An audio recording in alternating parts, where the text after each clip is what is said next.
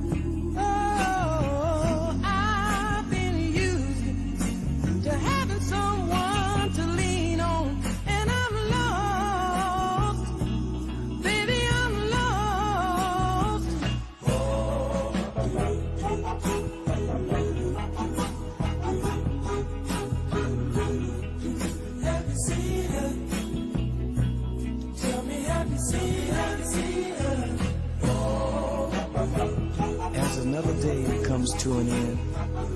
I'm looking for a letter or something, anything that she would send. With all the people I know, I'm still a lonely man. You know, it's funny, I thought I had her in the palm of my hand. Tell me, have you seen her? Oh, yeah.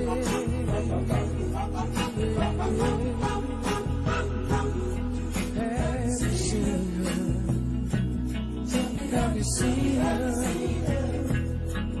Have you seen her? Tell me, have you seen her? Have you seen her? Tell me, have you seen her? Have you seen her? Tell me, have you seen her? Have you seen her?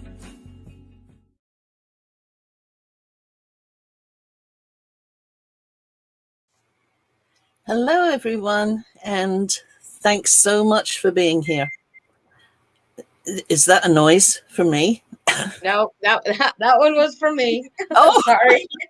Okay. Well, thanks, Shirley, for being here. You know, I realized you might not have been able to make it today. And as disappointing as it would have been, I was happy to know that you might have been doing something more exciting. But I guess not. I guess you're here anyway. So thanks so much. Yeah, no, unless there's something super, super important, I will always be here. Oh, that's lovely.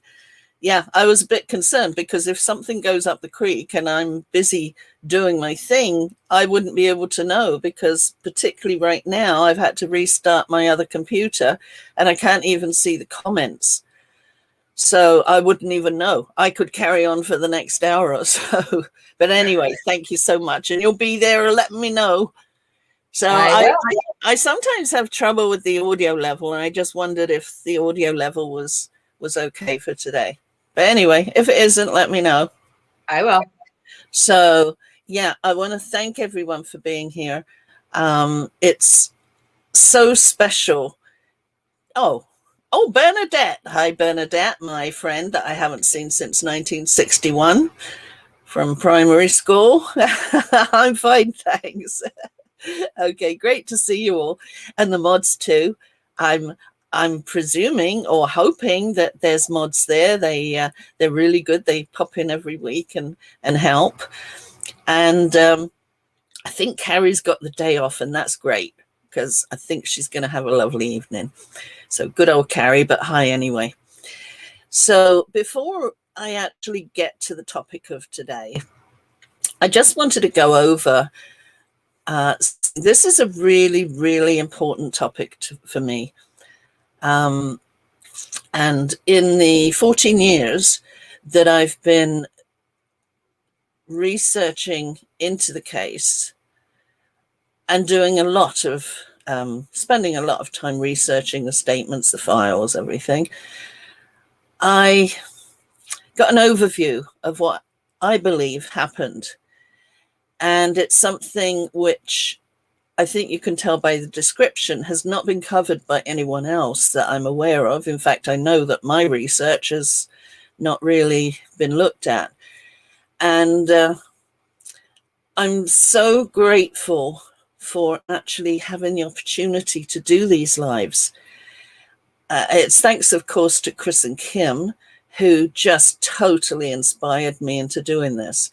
I'd planned not to do it because I figured everybody can have too much Lizzie, but they persuaded me, and that's why I'm here. And also, this goes along with the fact that knowing that I've got all this research in my head, and we never know what's going to happen from one day to the next. And I actually did think, what would happen if something happened to me? I mean, I'm 71, but I don't plan on I plan on being here for another 30 years.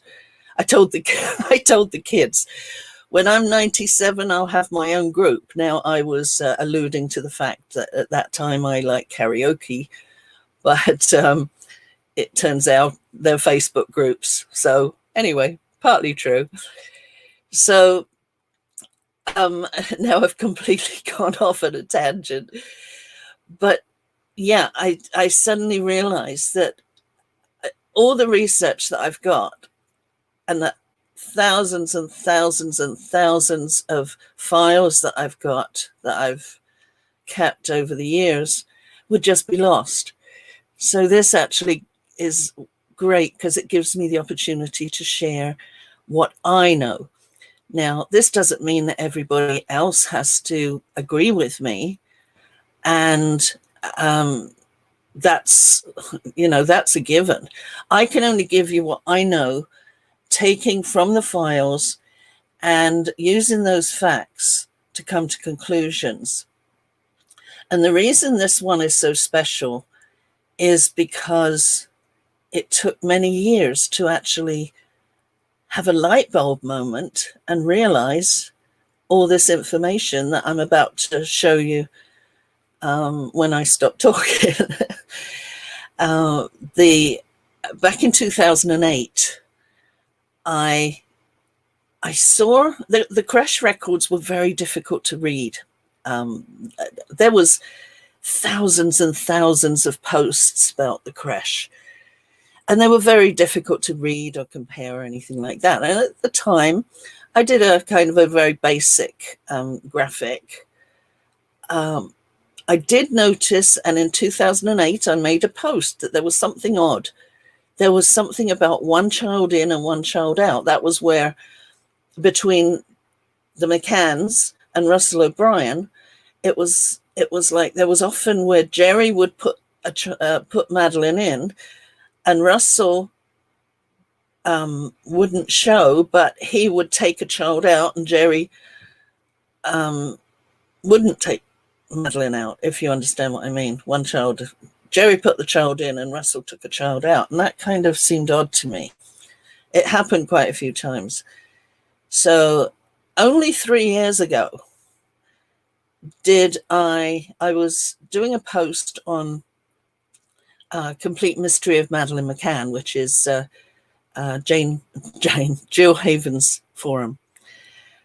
And it was a lengthy thread, and I'm trying to explain everything. And as I'm doing it, I decided to make a more complete graphic, which I put together over 2 days. And as I keep complaining about, or keep moaning that I did it, it took all that time. And I thought, after this isn't really going to help. But in actual fact, as I was doing this post and using the graphic, I had a light bulb moment. It suddenly came to me how the McCanns, if Madeline died or something happened to her, how would they have accomplished everybody seeing her? And then it suddenly, the light bulb moment came on, and that's what I'm going to be explaining in the second part of this. The first part is going to refer to who saw Madeline, because I mean, we hear everybody say, well, everybody saw her, she was there. But I decided to try and find out. I didn't go to try and prove she wasn't seen. I tried to find out the last time that she was seen to give me an indication as to when something happened. And as I'm going through them, and we're talking, I think, about 30 odd statements or more, claiming that they saw Madeline, not one of them, except, well, one of them only, was proof, in my opinion, that they didn't see, no, not proof they didn't see her, were credible that they saw her. The rest were not credible, looks like it could have been mistaken. And so when I put it together, the only credible statement was from Fatima, who was the cleaner's daughter, who saw them on the Sunday afternoon, Sunday lunchtime. So when you put that together with everything else, you can see why I came to the conclusions I did. But anyway, as I was saying before I went on there, I just love having the opportunity to have this channel. And I'm so thankful for everybody who is here, who I can't see. I have no idea. But it's something which is I'm so passionate about, to the point, actually, that I'm so excited about getting the channel going again. We were really, really successful. And then it went dormant. I wasn't posting videos, and we've started up again. And I just want to show you actually 2 things here. One is, just look how the stats are just baby steps, but they're starting to improve. And I'm really happy about that. So it's just going to go up and up, and the algorithms will kick in. So that's up to all of you for being here and watching and viewing. And I just wanted to make a note. I had somebody say yesterday about true crime and complaints that, you know, because of doing true crime, that they shouldn't get money. Well, that's up to them. But they said everybody gets money from doing it. Well, you might see there that I don't, and I don't want it. I've never received a penny, and I never want it. This channel is about Maddie, not about me, not about anybody, just about Maddie. So thanks so much for being part of it. So, better than the telly. Well, I don't know, Michelle, but I'm, like I say, this is, I didn't realize I have thousands, well, let's say hundreds of screenshots and pictures just labeled CRECHE. So when I was going through them yesterday to put a video together of the graphics, it was so difficult to try and get them into order. So I think I did. I think I did the best I could. I'm hoping it's going to work out. Now I couldn't upload it to StreamYard here because once I put a video on, I get muted, and I wanted to discuss every graphic with you. Now the graphics may not be viewable quickly here, but I've done 2 videos today. One with the graphics for Who Saw Madeline, and another one with the CRECHE Deceit. So if once you've seen it and you want to just go back and check. And the point is, this is the whole thing. Everything I'm telling you is, although I'm speaking from memory, everything I'm telling you is what I got from the files, and the graphics help to prove that. So I hope that really helps you to understand why I have the conclusion that something happened to Maddie before the end of the week. So is there anything else I need to mention here, Shirley? I don't think so. I think that's it. Oh, there is. Yes, there is. Okay. Okay. I lied. There is. You can't read my mind.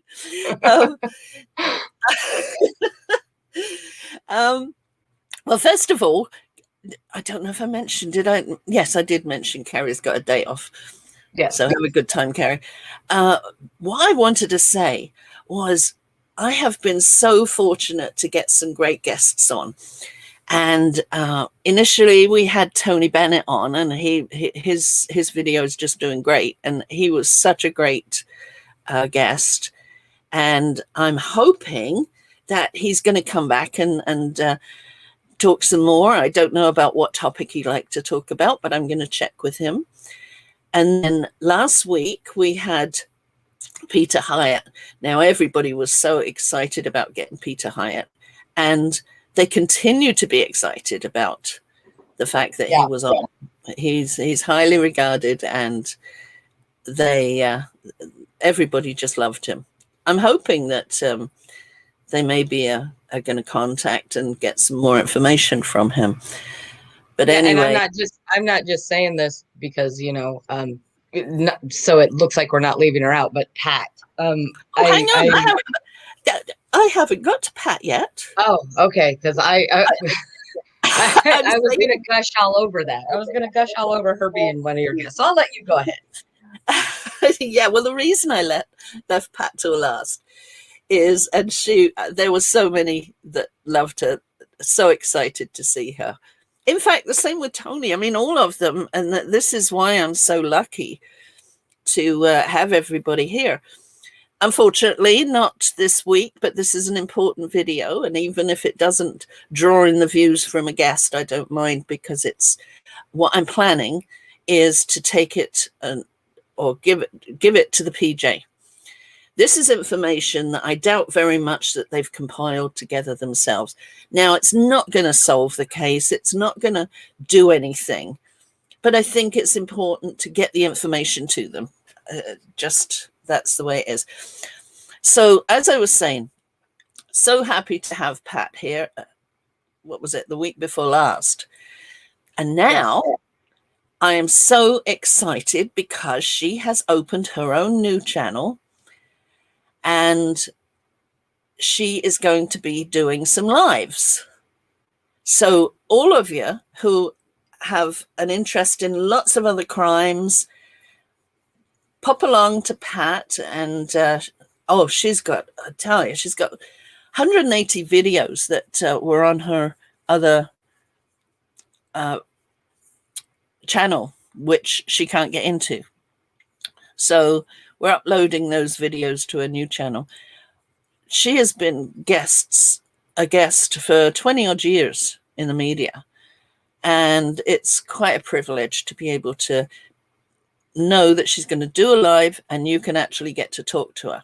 Because really there's no other, I think there's 1 or 2 criminal profilers in YouTube. But Pat is going to outdo them all because I'm so excited about that. So I'm just going to play her little promo video. And here it is.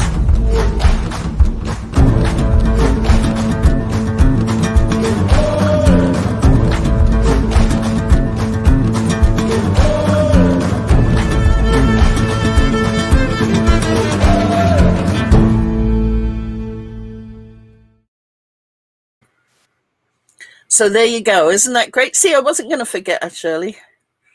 Well, yeah, I didn't think we were going to forget her. No, I honestly, though, I'm really glad you piped in, because if I had have forgotten, that would have been great. I actually never thought for a second you would have forgotten her, but I just didn't want to make it sound like, you know, like, oh, it's just Pat. And because all of your guests so far have just completely amazed me, but Pat has the kind of life that I think I wanted to live, doing the things that she's done, and I didn't. So I think I want to be Pat in my next life. I've already figured that out.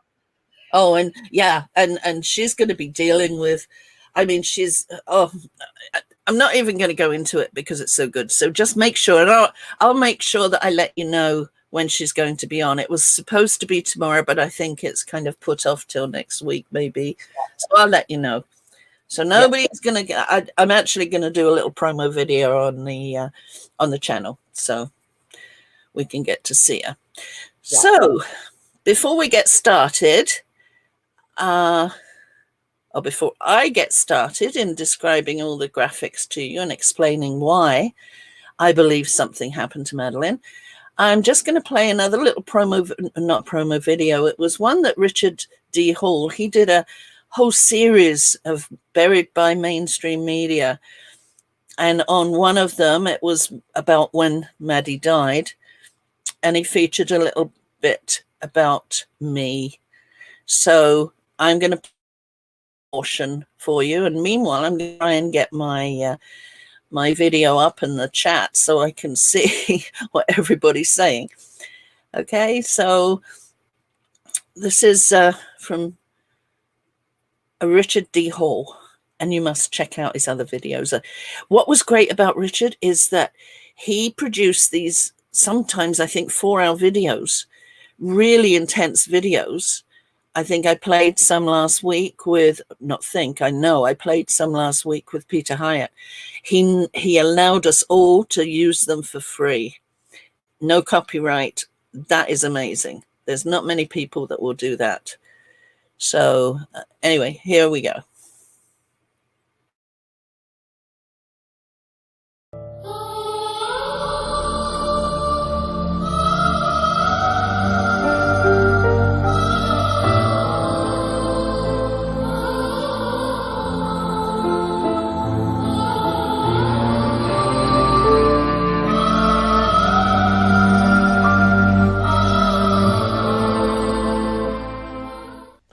Within the past few months, a British expat living and working in Canada, Lizzie Taylor, known on the internet as Heidi Ho, has compiled a very useful analysis of all the other claimed sightings of Madeline that week.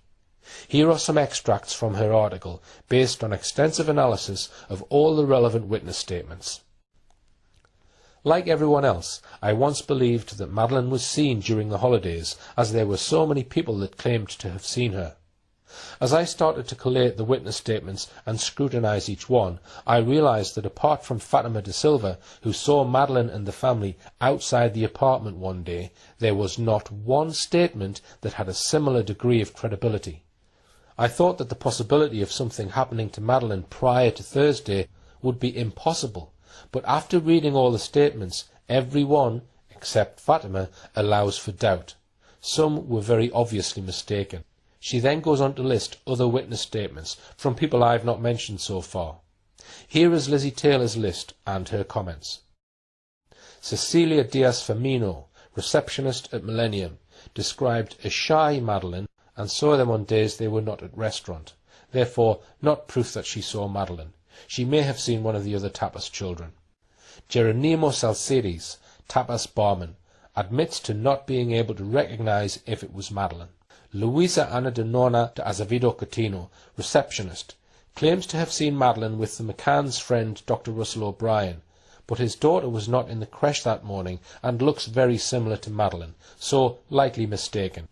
Georgina Jackson, tennis instructor, was non-specific about seeing Madeline, only that she was part of the group for that morning.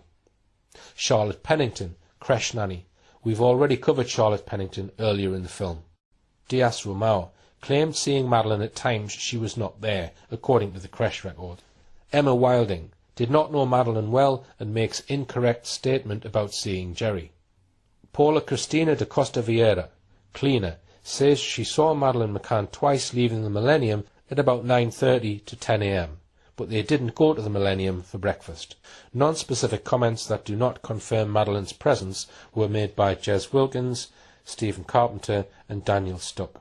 So what about that one statement that Lizzie Taylor thinks may be credible, one by Fatima Maria Serafim da Silva Espada, the daughter of one of the cleaners? She says that she saw the McCanns and their 3 children. Let's look at the relevant extract from her statement, and let's note that this particular alleged sighting took place on the Sunday, and see what a tremendous amount of specific detail she gives to the police as she unfolds what she saw.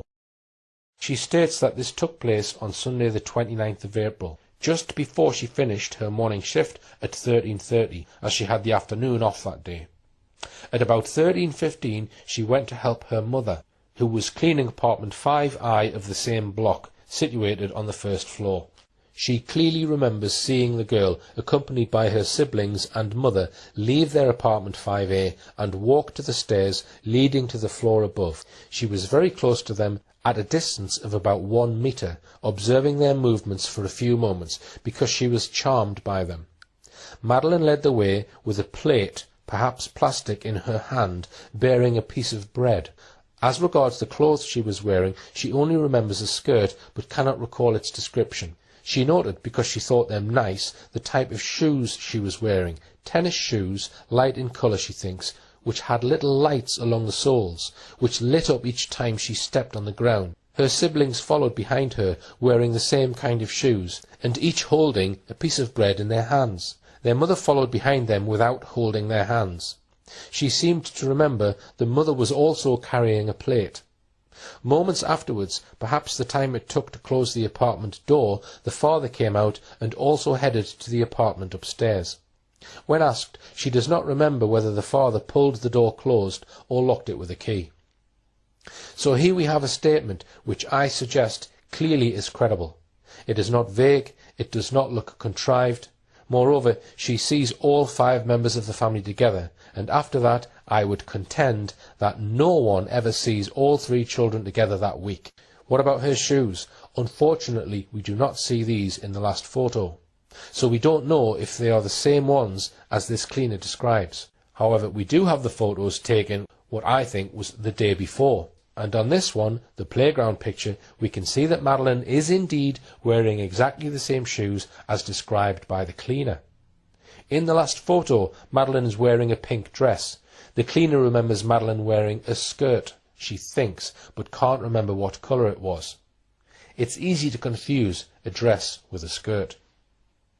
This incident happens at about 1:15 p.m. on the Sunday. Is it possible that Madeline was already in the clothes in which she is seen in the last photo? I think it is.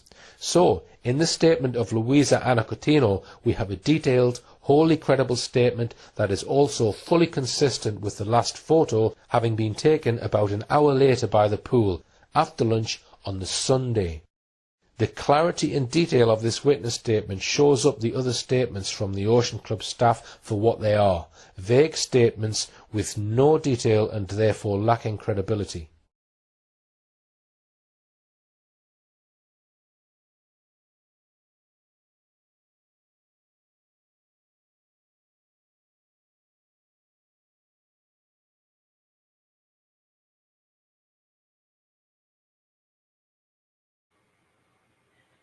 So that's what we are going to be dealing with today. And before I get to going through all the graphics to prove that, in my opinion, there was not one person other than Fatima who gave any credible sighting of Madeleine during the week. Before I start, would there be any questions, do you think, that you'd like to ask me from what you've seen from those 2 videos? Let me check the questions. It would be interesting to know if even just these 2 little videos, the one I played at the beginning and that one from Richard, would give anybody thoughts that maybe something did happen earlier before you see the research that I found. That's not really a question. I just threw that up there. Yeah, I was just going to say, hi, Salty. And Little Salty. And Little Salty. Hi, Little Salty. That's so great to have you here, because I know initially you wanted to learn about Maddie, and it's kind of hard to just suddenly plunge into it.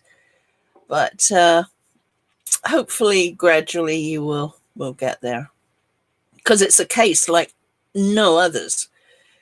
It's unbelievable, and still to this day, especially with the Christian Bruckner issue, which it's not even, I don't even bother looking at anything to do with him, and that's why I really haven't been able to focus on him, because I don't know anything. I just know that he was not there, so that's enough for me. So Emily, hi Emily, good to see you here. So why do you think Jerry tried to claim the last photo was later in the week, but trying to say he got the sunglasses later? Well, this is the point, is as I'm not sure if it's actually whether I've got anything in reference to that during the course of this. And please note that Peter Mack, who is, he does a lot on Jill Haven's forum. What a great researcher. And he's an ex-detective cop, I'm not sure. But he's going to be a guest very shortly. He was busy with something else, and but he will be a guest. And he wanted to focus on the last photo. So that is going to be a great live. There's lots of other topics that he deals with, but I'm really looking forward to seeing, because I know some of his research on the last photo, and it does show that there is a possibility that it was taken on the Sunday, just shortly actually after Fatima saw Madeleine and the others. Now, I do know that they did claim to go down to the pool at that point. If you look at the last photo, Jerry is not very suntanned compared to some of the other photos where he is suntanned, which indicates maybe on the Thursday he wasn't. They weren't there. In fact, there's more research I have, which I'm not getting into right now because that falls under the discrepancies that I've got. But it looks very much to me like, not that there was anything photoshopped, as a lot of people think, but it was taken on the Sunday. And then when it wasn't released immediately, which is quite surprising, because you'd think that that photo would be the one that they would have put on the poster, Find Maddie. But they didn't. They put a picture of a younger Madeleine on there. And they didn't release it until after he had come back from the UK in about 3 weeks. It took 3 weeks for them to release that photo. So I believe that the highest possibility is that they changed the EXIF data on it. And that's why it wasn't released immediately, and also why they tried to make it look like it was Thursday. Now, I've rambled on a bit there, but the point that I will get to about the sunglasses is that on Tuesday, we all know that when people are trying to cover up for something, they go out of their way to tell us the details, unnecessary details. And on the Tuesday, they claimed that they stopped off and Jerry bought sunglasses. So, and he was wearing sunglasses in the last photo. So that told me that it was an effort to have people believe that it couldn't have been taken any other day because he didn't get the glasses till Tuesday and it was raining on Wednesday. So it had to be taken Thursday. So that's my thinking, and I'm sticking with that for now. Where would Smithman fit in if Maddie died earlier in the week? Well, this is an issue with Smithman. Now, she could have died earlier in the week. And I mean, the details of how I believe it happened, and I don't say that she died in the week. I say something happened earlier because I don't know when she died. There's no information to give us proof that she died during the week. We just know from the Portuguese police files that she did die. Due to the cadaver dogs and everything else. But my thoughts on the Smiths sighting is that whether something happened earlier in the week or even later, they could still have set up something. So I absolutely believe the Smiths saw something, saw them. Who they saw, I don't know. It may have been Jerry, it may have been, but my belief, and this is my belief because I know Pat has a different belief. She's a profiler and she goes by evidence, and that's good. But my belief is that it was a setup, whether something happened before or not, and I don't believe it to be real, but Pat does, and that's good, and that's what I love. I love to be able to tell everybody on here, you don't have to believe me. You can believe somebody else, but it's your choice. Just don't blindly believe. Believe with the evidence, with what's told. So figure it out for yourself. And that's why I usually put you decide, because I mean, it is up to you to decide. So does Lizzie, Michelle Adams, does Lizzie know anything about the 1 a.m. phone call to a T7 member asking what they saw and who offered to search for Maddie, but GM said no? Now, I'm not sure about a phone call. Hang on, there was a bar, I think. I seem to recall that a family member knew somebody in a bar and they'd called and asked, but I really can't go further on that. I'm sorry. So anyway, I think maybe we should get on with the thing at hand here. So I'm going to have to share screen with a YouTube video, and I will put it on pause and just go over some. Now, a lot of it, I'm not going to go into detail with every single one of the graphics, because you can afterwards go to the video that I have that shows the graphics, and you can decide for yourself and read them easier. I'll just know that in all of the witness statements that I'm about to show you, I personally could not find one that I find credible. And I think that's why this is so important, because I don't know anybody else who's done this. And so people are under the impression that, yeah, Madeline was seen. Now, after you've seen this, maybe you'll still believe that she was seen. But I think a lot of you will suddenly realize, hang on, there wasn't really anybody who could prove. So, okay. So is all okay, Shirley, in chat? Everybody fine? Yeah.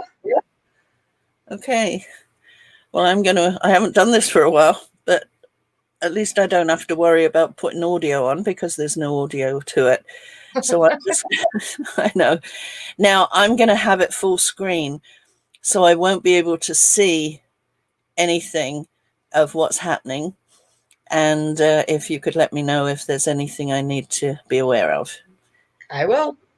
I want to make use of you, seeing as you're here, because that's so lovely that you're here. I was thinking I was going to have to do it myself. No, I'm here. I'll let you know. What would I do without Shirley? And what would I do without the mods and everybody? Oh, and also, I am not going to forget this week. I forgot last week. As soon as I signed off, I suddenly realized I didn't thank our Cherry. Cherry is, I'm sure, over there in Heidi Ho Controversy Facebook group, and she does a fantastic job. And what she does is, as we're talking about something, she bumps up the posts that are relative to what we're talking about. And I mean, I didn't even ask her to do that. She's just so great. Yeah. So she's been doing that every week. And thanks, Cherry. You are special. And also Helen and Linda, the other admin. What a great group they are. We've been together something like 7 years, I think. And they are great. So if you get the chance, pop over to Heidi Ho Controversy and you can see some of the threads that go along with this topic. So let me try to see if I can do this seamlessly. I may not, but we will see.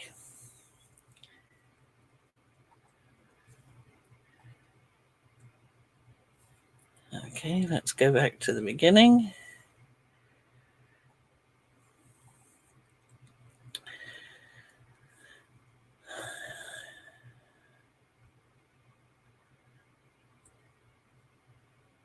Self-explanatory. Now this is a compilation of all the statements that claim to have seen Maddie, with a little bit chopped out where they refer to seeing her, which I looked at and scrutinized and tried to decide, did they see her, or could they have been mistaken? Or even if, see, the thing is, it may not prove that she wasn't seen, but it doesn't prove that she was seen. I can't find anything to prove that she was seen. So you can see how many, I think there's about 30 different statements of people saying they saw her, and only one is credible, in my opinion.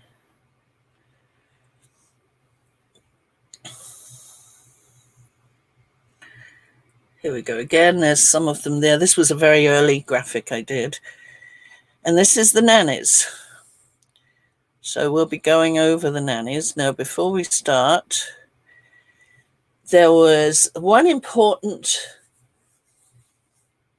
witness statement was from Catriona, Catriona Baker was Maddie's nanny. And there was issues. A lot of people used to say that she was lying and just trying to cover up. I don't believe for 1 second she was lying. She was a young girl who came, I believe, the week before, or maybe that week, and was put in charge of 7 children. There were actually about 14 in the crash, in the kids club crash. And she was in charge of 7 of them, but I think they probably all intermingled. And you can see in the bottom left there, the crash was a big room. So I don't think for 1 second that she knew everybody's name. They were dropped off randomly and picked up randomly throughout the week. And apparently there was lots of little blonde girls there.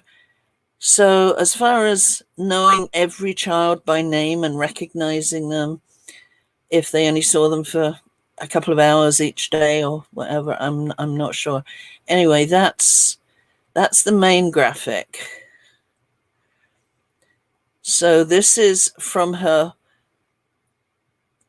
first statement, which was that week.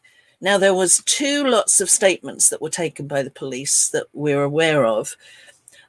The initial statements, which I've called the first statement here, is what I tend to go along with because it's their fresh in their mind. Whereas the following year, in April, they had what was called the rogatory statements, where they went into the Leicester police station and gave quite a long interview. And this was a year later, but they were able to go into more detail and in some cases, I believe, kind of change things.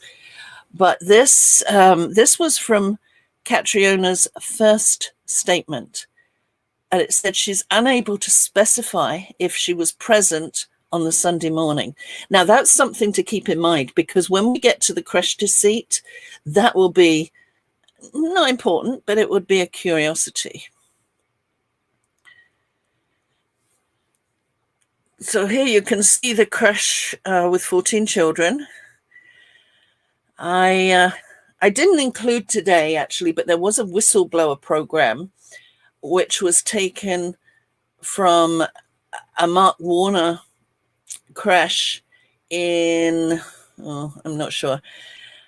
And they were really under scrutiny and they were not doing a good job. The nannies were thrown in with not knowing how to do anything. I'm sure they were great nannies as far as looking after the children go, but there wasn't a lot there that strict rules.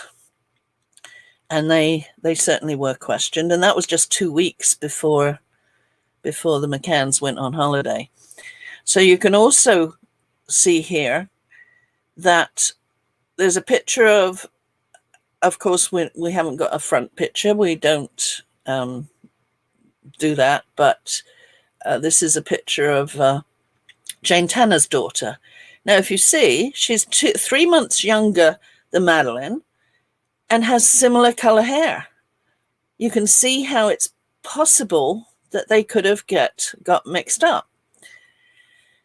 And here is the poster picture of Madeline, a very young Madeline.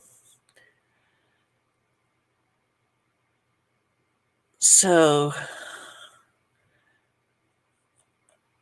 okay, there's a little bit more here to share with Catriona, which is why I started with it, especially because she was Madeline's nanny. Are there too many questions about Catriona's statements to consider reliable proof that Maddie was at the creche until Thursday? Upon hearing about the disappearance, and Catriona was told Maddie was in her group, so keeping in mind, it was believed to be an abduction. So the apartment and creche was not of importance.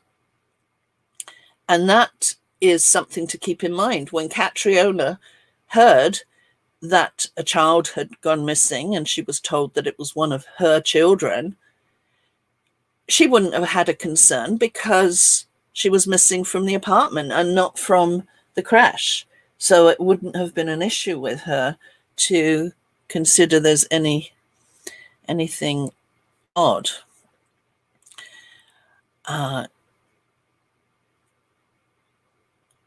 Okay, I've got these at 5 seconds. Okay. Now,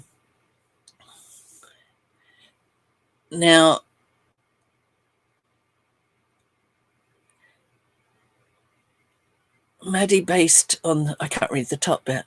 Maddie based on the release photo, but second-guessed herself that she must have mistaken one of the other children and could in no way jeopardize her credibility in her job by saying she didn't remember who was Maddie. And this is the thing, is that if something happened to Maddie earlier, she would have only gone in 1 or 2 days. If it happened before Tuesday morning, which is when I believe, because of the discrepancies starting on the Tuesday morning, when they started to contradict everybody and being questions. So in her mind, it wasn't a big deal. She hadn't been taken from the creche. So, and she's thinking, okay, and she saw the picture that was of a child that was younger than the child she was supposed to have been looking after.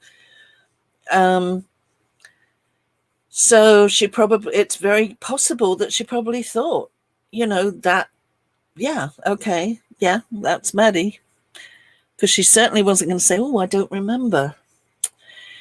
So now the other thing is that there was later, when she was going through a rogatory statement, there was something very odd about this. And Hernani Cavallo, one of the, I guess, Gonzalo Amoral's friends, or at least he's in a lot of interviews with him, he wrote this: the statements that the nanny gave to the police raised doubts. She says, I was allowed to refresh my memory by reading the translated version of my original statement to the Portuguese police. One can read on the report that was taped by Leicester Police. The contents of the nanny's statements was such that she was heard 3 times on the same day and had to have her memory refreshed. Now that's very odd. One thing, that why would she have to refresh her memory? And I mean, in her first statement, all she said was that she just doesn't remember her being there Sunday. So that was a very odd thing. But keep in mind, this was after a visit to Rothley. Now, what happened was, the week after Madeleine went missing, all the nannies, or most of the nannies, were sent off to Greece, which was very odd. There was some reason, but they were sent to Greece. She suffered some really bad depression, and she, as far as I can remember, she didn't like Greece. But what happened in the November, the McCanns invited her down to Rothley. I don't know where she stayed, but to Rothley. We learned later that in November there was a secret Rothley meeting. We didn't hear about this till afterwards. And my thoughts are, did she attend this secret Rothley meeting? Rothley. And this was a couple of months, 4 or 5 months before she had to give the rogatory statement. My thoughts are, is it possible this girl who was innocent, she was in the wrong place at the wrong time? She goes down to see them, and looking at her rogatory statements, there's a few things that stand out. And I'm wondering whether during this meeting they sat at the table or wherever and said, oh yes, do you remember when at high tea Jerry was playing tennis, and I was wearing that jogging outfit? I mean, it wouldn't have gone like that, but you see what I mean? Once they instill something into her, she is more than likely to have used that information when she was explaining and talking about that at high tea just before Madeleine went missing. I'm not sure if I'm getting you can see there, she was photographed on November the 25th, and I believe the Rothley meeting was on the 24th. So that does look very, very suspicious. And this also leads to the credibility. How can it really be credible what she says if she's actually met up with them? Now, the one thing, she doesn't claim to have seen Maddie at high tea, which is the last time Maddie was supposedly seen. And I have to take this to the next little thingy. In her early statement, she says, "Oh, also remember that Kate was present for high tea, accompanied by the twins, between 5 and 5:30 in the afternoon." Well, that's odd. Where was Madeleine? She only states the twins were at high tea. In a rogatory statement, Kate went to get Madeleine from the tapas bar area.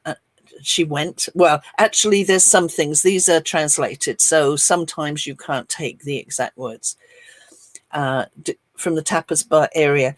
And according to what I remember, she was wearing a sporting clothes, and I assumed that she was practicing some form of athletics. It was around, I think that's a mistake, 3:25. So it was actually 5:25. I think that Jerry was playing tennis. See, this is what I'm saying. I mean, she is saying this, but Jerry tells us he was the one that was there. He wasn't playing tennis, according to him.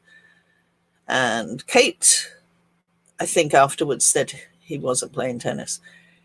But Catriona does not specifically mention seeing Madeline. Doesn't mean she didn't see her, but she doesn't say she did at high tea, or specifically that they left at 5:30. So there's no mention of seeing Maddie. So that is cause for concern about whether Maddie was actually there. And here you can see where they had high tea. The tapas bar was here. The kids' toddlers' creche is at the top there, and to the right is the tennis courts. So you can see that they all used to congregate up here, and nobody would really know, I imagine, you know, who were the parents of what child. They were probably running around. So that's Catriona.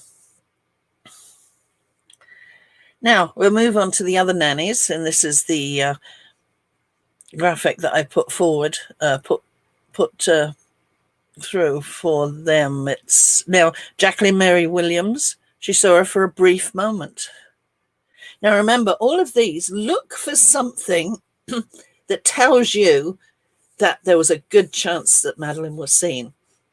Lindsay Johnson says formal and short. Lynn Fretta said a few seconds. Sarah Williamson, she had no contact. Kirsty Louise Marianne had no direct contact. Amy Ellen Tierney was questionable, but that's in the next graphic.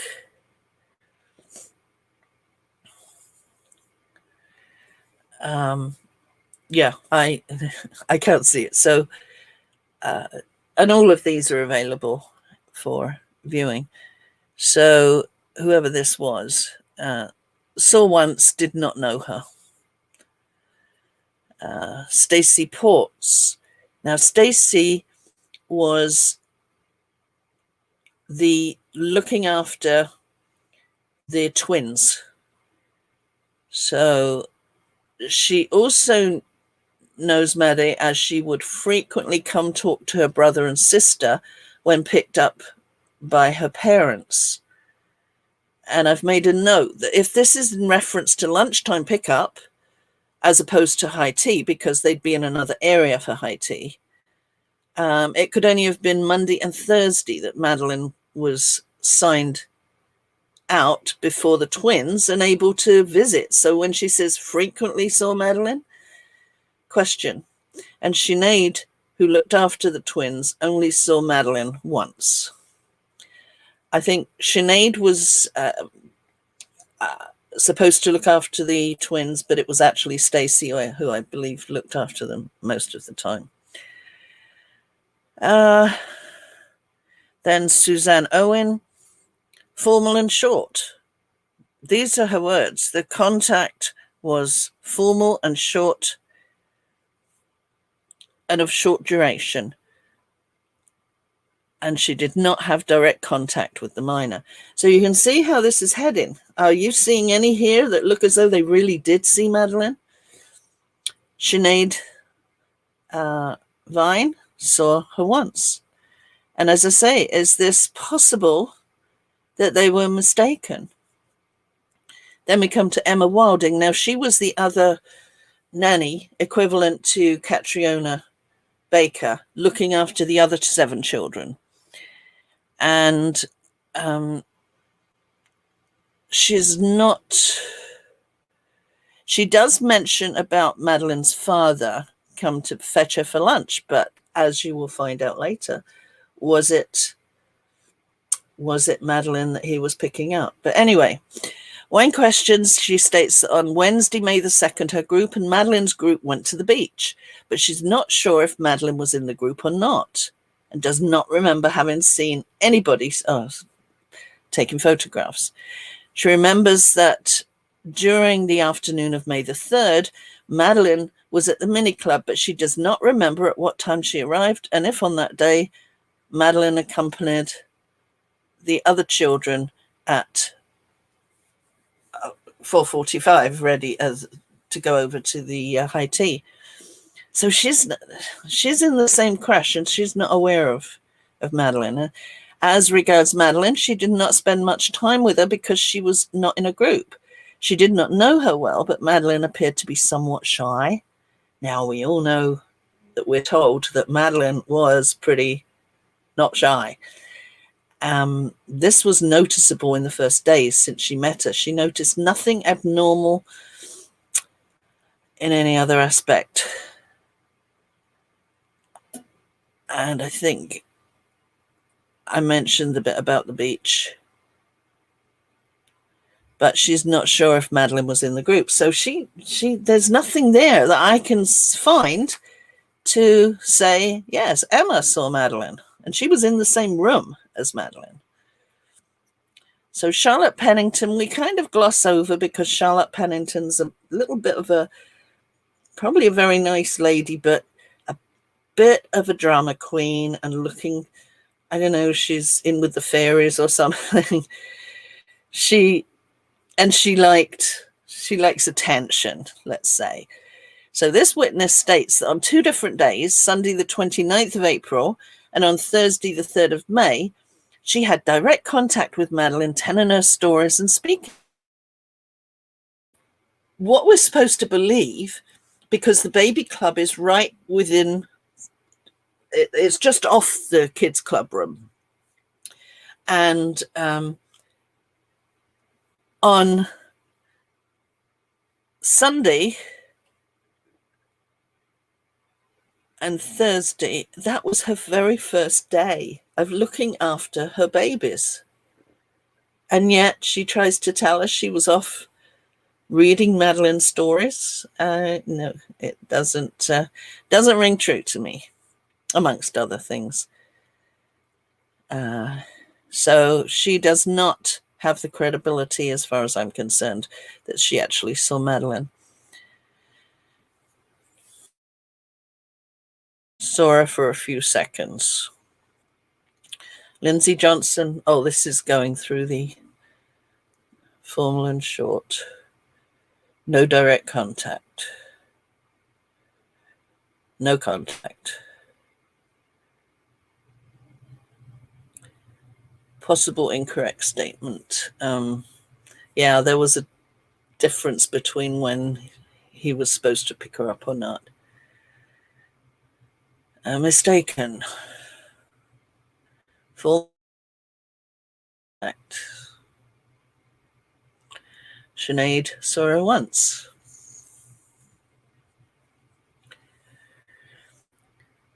So this is a question that did they really see Madeline? Because Cecilia was at the reception in the Millennium. That's where they went to breakfast. Now, according to the McCanns, they didn't go after Sunday. They didn't like going, and they had breakfast in their apartment. On the Sunday, I don't think Cecilia was working. She was working Tuesdays, Wednesdays, and Thursdays, I believe. But anyway, she did claim she saw Madeline and appeared to be very attached to her father and was always clinging to him. Now, we know from Jane Tanner that Madeline and Ella had very different personalities.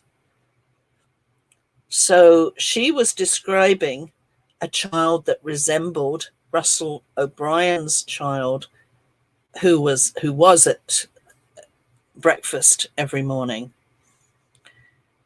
And quite surprisingly, she said about always clinging to his legs. Well, look at what Russell O'Brien claims. She wouldn't say boo to a ghost. And, you know, even a relative comes to the house and she'll kind of hold onto your leg for a little while. And I think Madeline may not, maybe, and I think Madeline's maybe not as shy as his daughter. So is that weird that the receptionist would mention about Madeline clinging onto her father's legs, and yet Russell O'Brien claims that that's what his daughter does to him? So is that quite something? So Jane Tanner in her rogatory, how much of Madeline did you see? Well, not that much. She didn't come to breakfast. And she was a bit worried how her daughter would get on, because her daughter is quite shy and sensitive. And Madeline's very, you don't know whether you can call a child vivacious, but, you know, sort of very outgoing. And but I mean, they did get on and they had a whole whale of a time. But yeah, a very, very lively, chatty little girl. So you see which I think you'll see in a little while, that Madeline's personality from everybody is vivacious and an extrovert. But why is she known by the staff as being very shy? That is very odd. And I'll show you that shortly, maybe.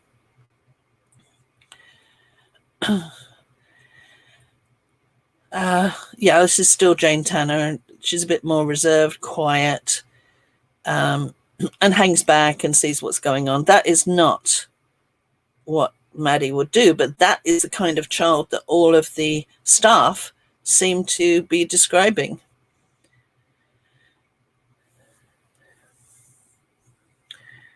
And you can see again here that they could be mistaken for each other. Similar hair color, 3 months difference in age, went to the same crash.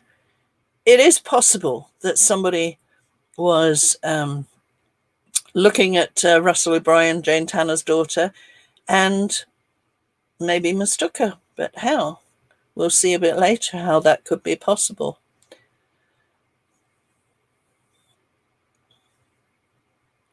And by the way, this is basically just important to this video because it's showing the details that help prove that maybe that what I believe, there is no proof that somebody saw Madeline, except for Jeronimo Rodriguez Salcedas. I can't say it as good as Richard does, but he, since Madeline's disappearance, I've seen her picture many times in the media, but I cannot honestly affirm that I remember seeing her in person. So there were many children and I never paid much attention. So we can't take him as he did at once mention he thought he saw her, but Maria, the tapas cook, during arrivals at, and this is where this is questionable. She said that she saw her during the arrivals at the creche where Madeline spent the day, located immediately next to the restaurant. Now, that's not true because the restaurant is for the twins. So Madeline wasn't at the creche. And she did...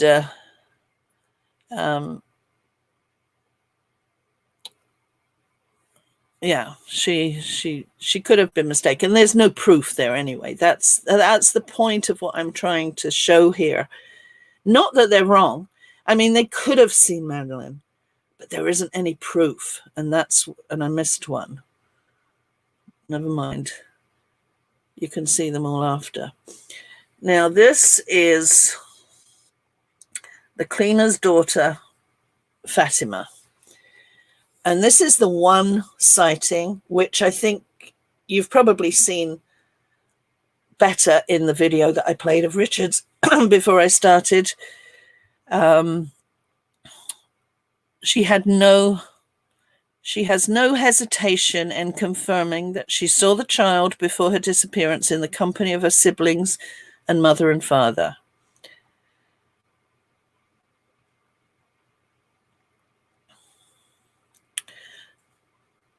and she saw them just before she finished her morning shift, which was at 1:30. And I did go and check. I checked her times of work, and sure enough, that timing is correct. So at about 1:15, she went to help her mother. So then she saw them leaving the apartment and walked to the stairs leading to the floor above. And she was very close to them at a distance of about 1 meter. Madeline led the way with a plate, perhaps plastic, in her hand, bearing a piece of bread. Now, this is logical because on Sunday, they were claiming always to go up to the Payne's apartment for lunch because apparently it was big there and they were all going to go there, and off they go with a piece of bread and a plastic plate. So she follows them. The other thing which, and that's where they would be. They would come, their door is here. If you can, I don't know if you can see the cursor, but anyway, just imagine it. McCann's 5A, that's where they are. The Oldfields were next door. And then they had to walk along here to the entrance to the stairs and the lift. The Paynes were up here, and Mrs. Fenn was here. So the Paynes and Mrs. Fenn kind of, actually, I'm not sure if the Paynes were further over. Oh no, that's where they were. They, now the thing is, as I will point out here, is she's making this description, and people can say, oh no, I don't think, no, but the point is, how would she know that's what they were doing if she didn't see them? You know, how would she know that they were going up to 5A? And by the way, the mother, 5H, and her mother was actually cleaning the apartment next door. So if they were out on the balcony, there's several pictures of them out on the balcony. If they were out there, then Fatima would have been able to see and hear them from the next balcony when they were there. She was wearing tennis shoes, as you saw in Richard Hall's video, with the little lights, and her siblings followed behind with the same shoes, and Kate was carrying a plate. And here you can see the shoes, and this is Madeline's shoes with the little lights, and she said that the others had similar, and this is Emily's shoes. So you can see that she was also correct in her descriptions. Yeah, you know that. Yeah, how else could she have known they went to Payne's for lunch? I mean, you know, if she was making it up, she couldn't be making it up. How would she have known about the shoes, having the same shoes, going up to the 5th floor or the 5H? No, totally credible. And the only one that I do find that is credible. Louisa, she was a receptionist. She was a receptionist in the little reception that goes into the Ocean Club. And on the Sunday, I believe, she was approached by what she believed was Jerry and his daughter. But, or did she think it was Russell? I can't remember. But anyway, now, curious thing is, Madeline was supposedly at the creche, but Russell's daughter wasn't. There's some question there anyway. It's believed that it was Russell and his daughter and not Jerry. I'm sorry if my mind goes into a little bit of a fog there. Elisa, okay, yeah. Just mentioned that she participated in a group children's lesson of tennis.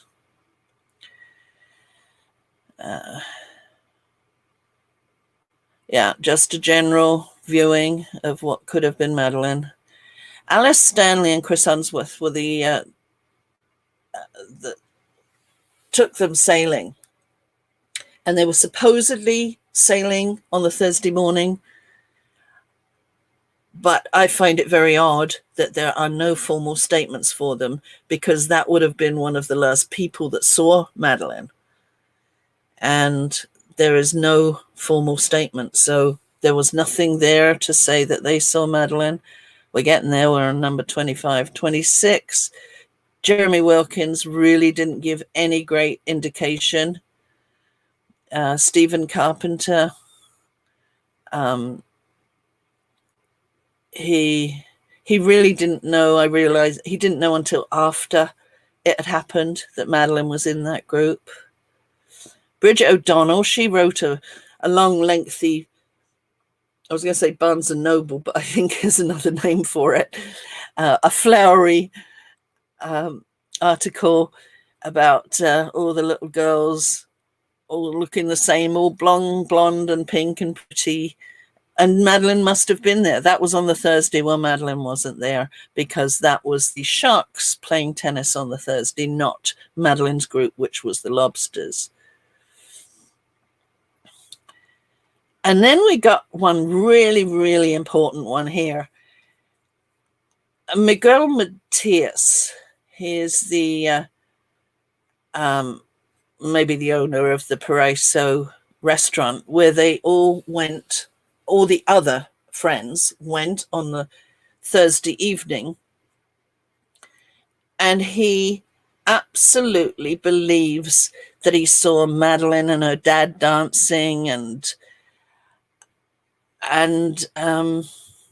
he basically, it says, Mr. Matias's evidence confirms Madeleine was alive and well at 6 p.m. when the family left the restaurant.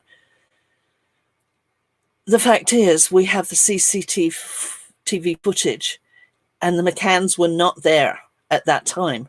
All the rest of the group were, but the McCanns were. Jerry was playing tennis before he went to pick, supposedly, Maddie up at the high tea. And Kate, apparently, was jogging in her jogging suit that she was very intent on making sure, probably, that Catriona mentioned it in her rogatory. She was jogging across the beach and arrived at back to the Ocean Club at 5:25. So we know that Mr. Matias, as much as he absolutely believes that he did see Madeleine, he didn't. And this is one example, and I think a very important example to note, that when you hear somebody say they saw Maddie, it's very easily that he was mistaken. Well, he was mistaken. That we know, because they weren't there, and it's not on the CCTV footage. And then we get to the ones, the Boyds, who a year later, they decided they wanted a little bit of attention and started doing an article about how their little boy was playing with Maddie that day before and going down the... they were giggling and falling around the pool. And then they were going down the water slide. Well, funnily enough, there is no water slide. So that one has zero credibility. They just wanted to make their, excuse me, make their name. So then we get, here I've just listed the nannies in the order. I just threw it in. Amy, Tierney, yeah, there's Baby Club, and goes up to toddlers. And then we get to Catriona and Emma, who was looking after the other children, 3 to 5. And then Kirsty, Louise, Marianne, who was looking after the juniors, and they were at the Millennium. The junior club was at the Millennium complex. So one thing I did make a note of is we were told about Madeleine's creche activities, and that included handprint stars, salt dough rocket ships, and alien footprints. And I question why there wasn't any. Well, not having them available does not prove anything, but I'm curious as to why there weren't some little saved crafts that Maddie produced during her supposed week there. So do they exist? I don't know. If they are, we haven't seen them.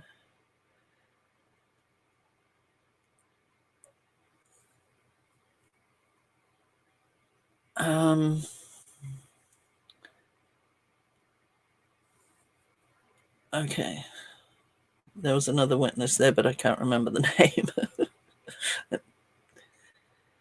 And here is the questionable description of just the OC staff, not family and friends. Say extroverted, lively, vivacious, hyperactive, outgoing, chatty, and family and friends. The OC staff, timid, shy, quiet, discreet, calm, clinging, very shy. And we know that Russell O'Brien's daughter and Jane Tanner's daughter is shy and sensitive, quiet and reserved, hangs back, wouldn't say boo to a goose, and holds on to leg. So when the Ocean Club staff describe this tie-shimmered, quiet, discreet child, are they really describing Russell O'Brien's daughter? And I'll explain to you a little bit later how I believe that happened.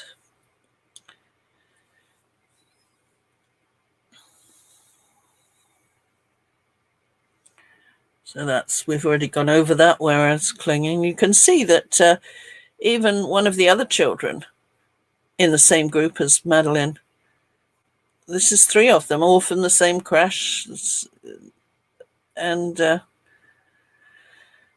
look alike. I'm sure there were more.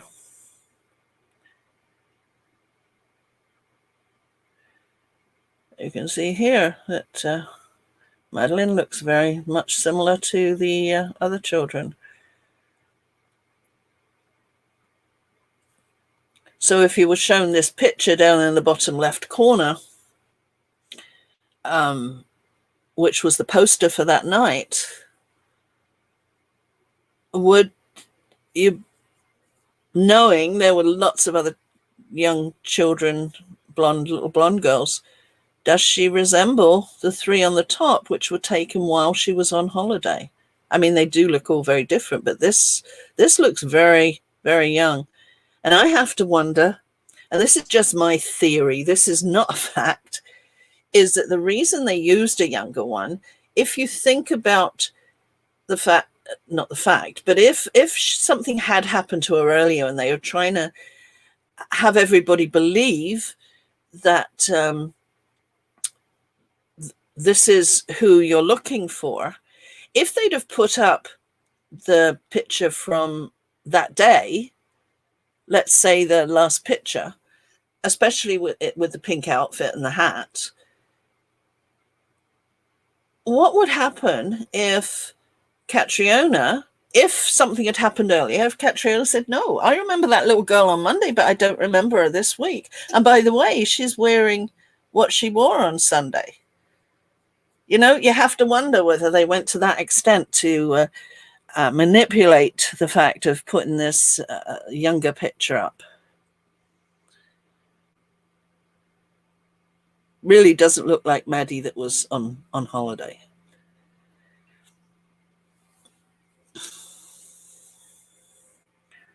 Here you can see Jane Tanner and her daughter and Maddie. This is just a few location pictures I've put in just so that you can see. This was the high tea area. This was the tapas bar. Here were the tennis courts and the kiddies pool up here.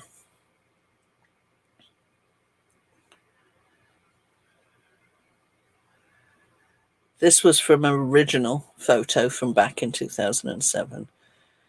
And those are a lot of locations, which I do have several locations I put together so that to help people. I think I've actually got a video with just locations on it. So if you're kind of curious as to what the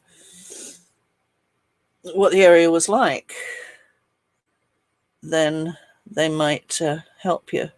So basically, did anyone really see Maddie? Or did they see another child that looked similar to Maddie? And I think that's the end.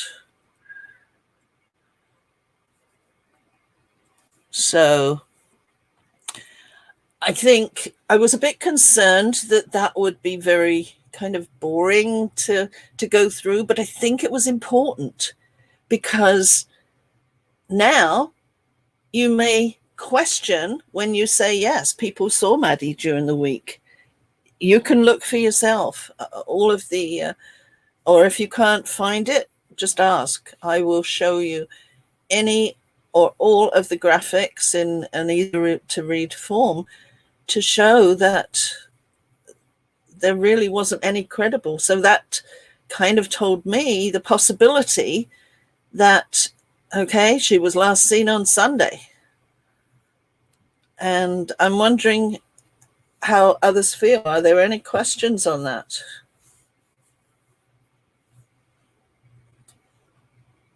Hold on just a second. There's been some things said, but I didn't want to put them up over your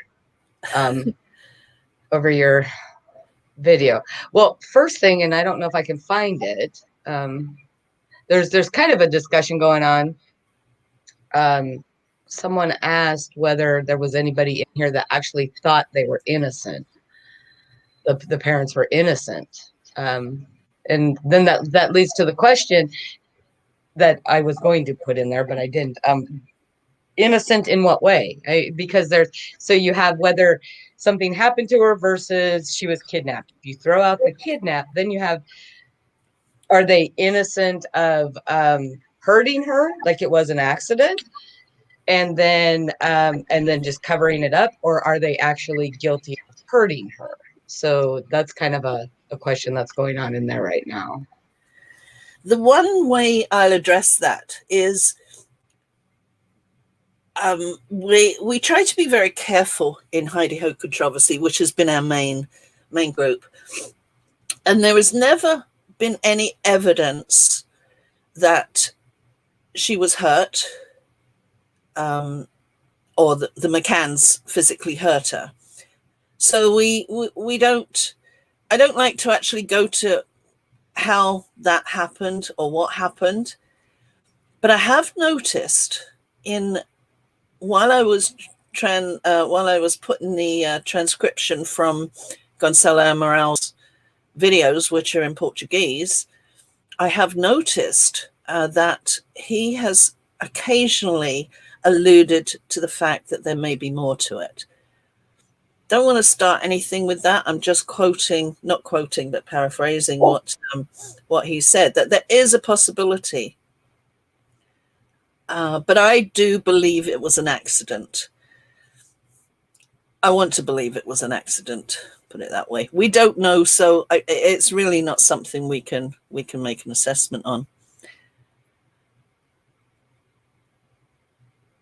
Okay, so the next question from the Salty Bitch. I don't want to forget Mad. Mad is asking about the DNA, that the father went back to the UK to get something that may have had her DNA on it.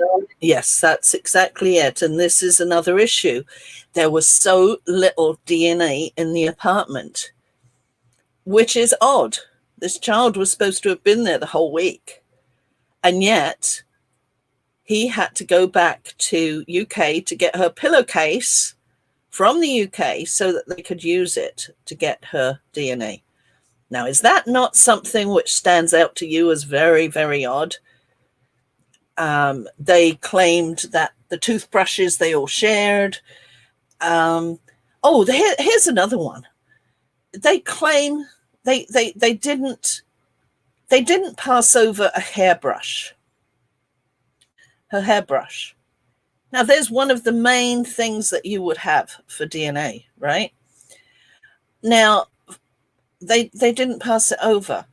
Now, what was odd was a couple of months later, they contacted that African chap who had his special machine. And I actually have the video of him taking the hairbrush that the McCann supplied with hair in it and doing his little thing on it, which of course was a load of, what's it? But they wouldn't give that hairbrush over to the police at the time. Is that not not odd? Suspicious. That's the word I want. That Jerry has to take a trip back to England to find something that is specifically for Maddie. I mean, why not use the pillowcase case that she was using while she was there? That is outrageous to me. They did actually prove in the files that the DNA was Maddie's, I think, from the twins. And of course, the DNA comes from so much of Jerry and so much of Kate. And so the twins and Maddie would have kind of commonalities between that. But when they actually came down in forensics, this is a bit off topic here, but I just want to mention it. When they actually did take the DNA, especially from the DNA that was found in the car, which was 15 of Madeleine's 19 alleles were found, along with another 12 or 13, I think. So there was like 32 alleles. They had the ability to exclude everybody, including the officers who picked up the blood. And it was blood because that's was why they had the cadaver dogs and the blood dogs. They didn't care about rest of DNA. There'd be a lot of DNA in that car that was Maddie's. But they specifically only alert to blood. So again, I've lost my tangent. I hope I was heading in the right direction there. That they actually, Madeleine's, oh, that's right. Yeah, it was proven from the forensics that was Madeleine's DNA that was used. But when it came to being used against some of the forensics that were found, they didn't exclude the twins, the parents, the officers, anybody that was in the car. They had all the reference codes for those, and they did not use them and exclude them. And that was a very odd thing, which one of the forensic people later did say. Why? Wouldn't you want to have, if you had the ability to exclude other DNA from other people out of that 32 alleles, then why wouldn't you? But they didn't. And that's questionable. So yeah, he had to go back and get a pillowcase. So thanks for that little salty. Yeah, they claim the 3 children shared a toothbrush. And weird for doctors to do that, of course. But this is the whole thing, is everything they're claiming is weird because they're trying to cover up for what actually happened, I believe. So the one thing, this is different to, it's kind of on its own. What I'm doing today is basically who saw her and how they accomplished the CRECHE deceit, which I'll get to in a minute. But the point is, the videos that I did about the discrepancies is huge. I mean, there was huge discrepancies right from Tuesday morning. Now, I initially did this in one of my first videos, which I did on another channel, and those videos have subsequently been taken down. So I am planning on doing another one with the discrepancies throughout the week, like going through the week and everything. So it's the point behind this is you have to have the whole scenario put together. But anyway, that's where we're at. Another question from Little Salty. Why is CB being labelled as the probable kidnapper killer of Madeleine? Are the authorities that uncertain because the prosecutor appears confident in his guilt? No. I'm sorry to laugh on this because once again, and I didn't mention him last week, but I have to refer to Mark Salnokonoko's podcast. I absolutely recommend that anybody who considers Christian Bruckner as being involved needs to listen to, just Google "They've Taken Her," 9 News Australia. That should get you to the podcasts. If not, I know Carrie's... Oh, Carrie is here. Hello, Carrie. I just seen her. She's not supposed to be here. Just want to say really quick, though, Claire has been holding up the link side, and she's been doing great. Oh, thank you so much, Claire. You are also great. This is like starting a new life, you know, with doing lives and having all these lovely people around me. And anyway, where was I? Yeah, check out Mark Salnokonoko's podcast, because that will tell you that the prosecutor appears confident. Yeah, he appears it, but he's not, because he doesn't know anything, and he actually admits he doesn't know. So this is really weird. And if you listen back to some of what Pat said the week before last about Christian Bruckner, I think she's in total agreement, and she'll give you a little bit of an input on that. So, but I do want to get on. I don't want to take it too long today, and I do want to get on with what I think. This is something I'm so proud of. When I discovered about the creche deceit, I know that nobody else has found it. I discovered it by chance just in 2018, 3 years ago, less than 3 years ago.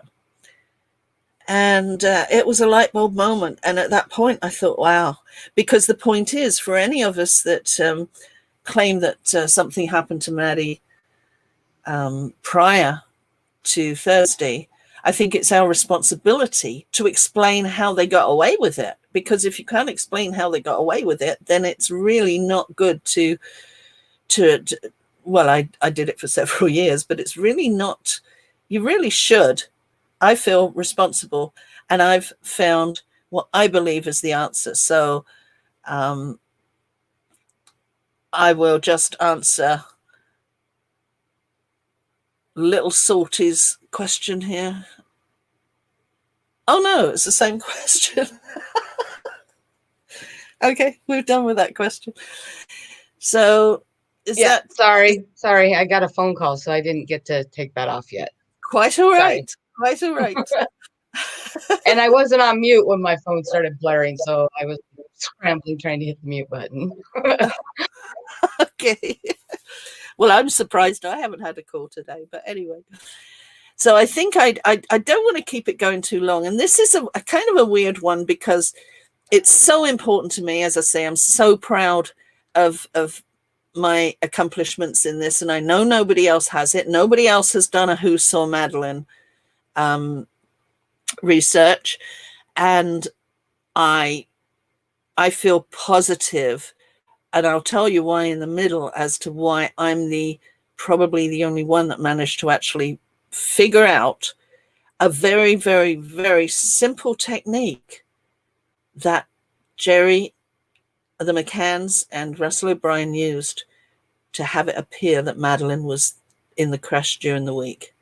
It's so simple and so cunning. It's a real cunning technique, and I absolutely believe that this is what happened. And I'll tell you why I believe it, over and above just the facts that I've seen. Thanks, Denise. Well, I'm going to be asked. Pat and I, we've always got along. We both respect each other, and I mean, crikey, she's a profiler. She knows what she's doing. She goes by evidence. I'm a researcher, so I go by the facts of my research and the conclusions I come to. So that's two different things, really. So, and it doesn't matter who you want to believe. You don't have to believe me. Pat's the professional, believe Pat, or if you question something or whatever, it's up to you. And this is why. This is the research that I can produce to you to show you why after 14 years, I have claimed that I believe Madeline died earlier in the week. Not died. Something happened to her. I don't know when she died. So, okay, I'm going to get on now with the CRECHE Deceit. I'm not sure. I hope it's not as long. I'll try not to make it too long because it is, but it's important because this is, I want to send this to the Portuguese police. I think it's important for them to, yes, Salty, I'll do that right for you and little Salty. Yeah, I believe it was the first one I did back in September, I think, of last year, but it's gone now, so I'll redo it. Okay, yeah, so this is for the PJ, so that's why, and also, I mean, it's very simple for me to say, as I've always said, yes, I didn't see any indication that anybody or any proof that somebody saw Maddie during the week, but that's just my word you're going on. And as long as this may have been, at least now I've got it out there for you to be able to choose for yourself and see for yourself. That's what's important to me. Okay. So, okie dokie. Here we go again. I keep forgetting how to share. I haven't done it for so long.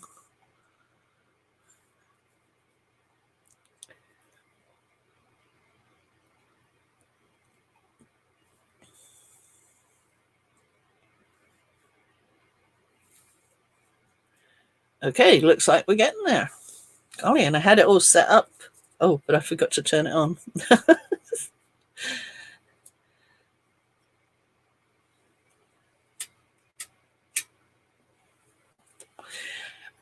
And I'm sorry I made a mistake in spelling there. I won't highlight it, but I wasn't going to go and change it. So this is going back to how when I first discovered in 2008 that there was a one child in and one child out. If you want to read it, you can read it off the video that I've done. I knew there was something back then in 2008, and only 10 years later did I figure out why and what happened. When I had my light bulb moment. And it was a long thread. We were discussing for a long time, but you can see how the CRECHE records were so difficult to analyze and scrutinize.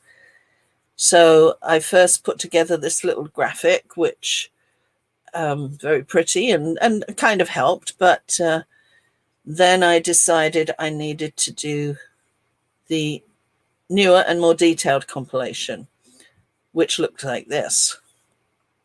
And I wasn't sure if it would help until one day, during a post, I had a light bulb moment.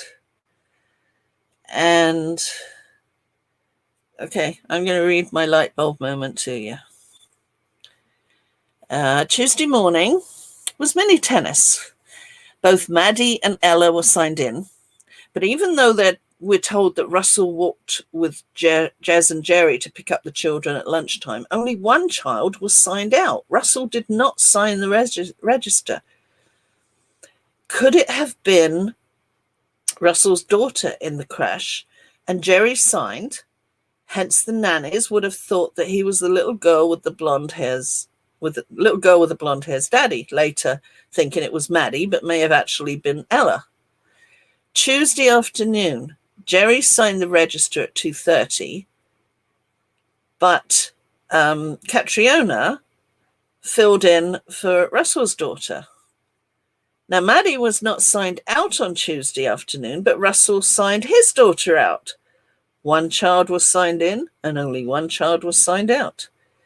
Interesting again to note the PJ analysis for this creche day is also missing The anomalies recognized but not suitable to release in the files.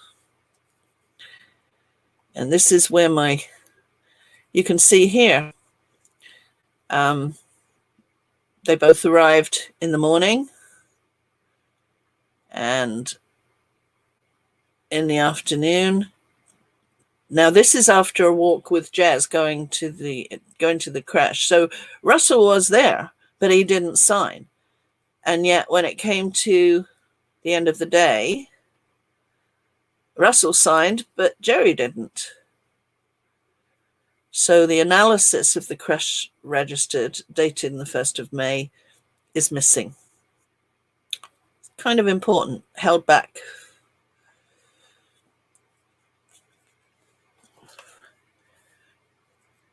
So I continued. I will leave it at that point for now, but please note, although I have recognized the possibility that Russell's daughter may have been mistaken for Maddie, I've not gone through the actual timeline possible explanation until now, and I'm even more convinced that it's a very strong likelihood.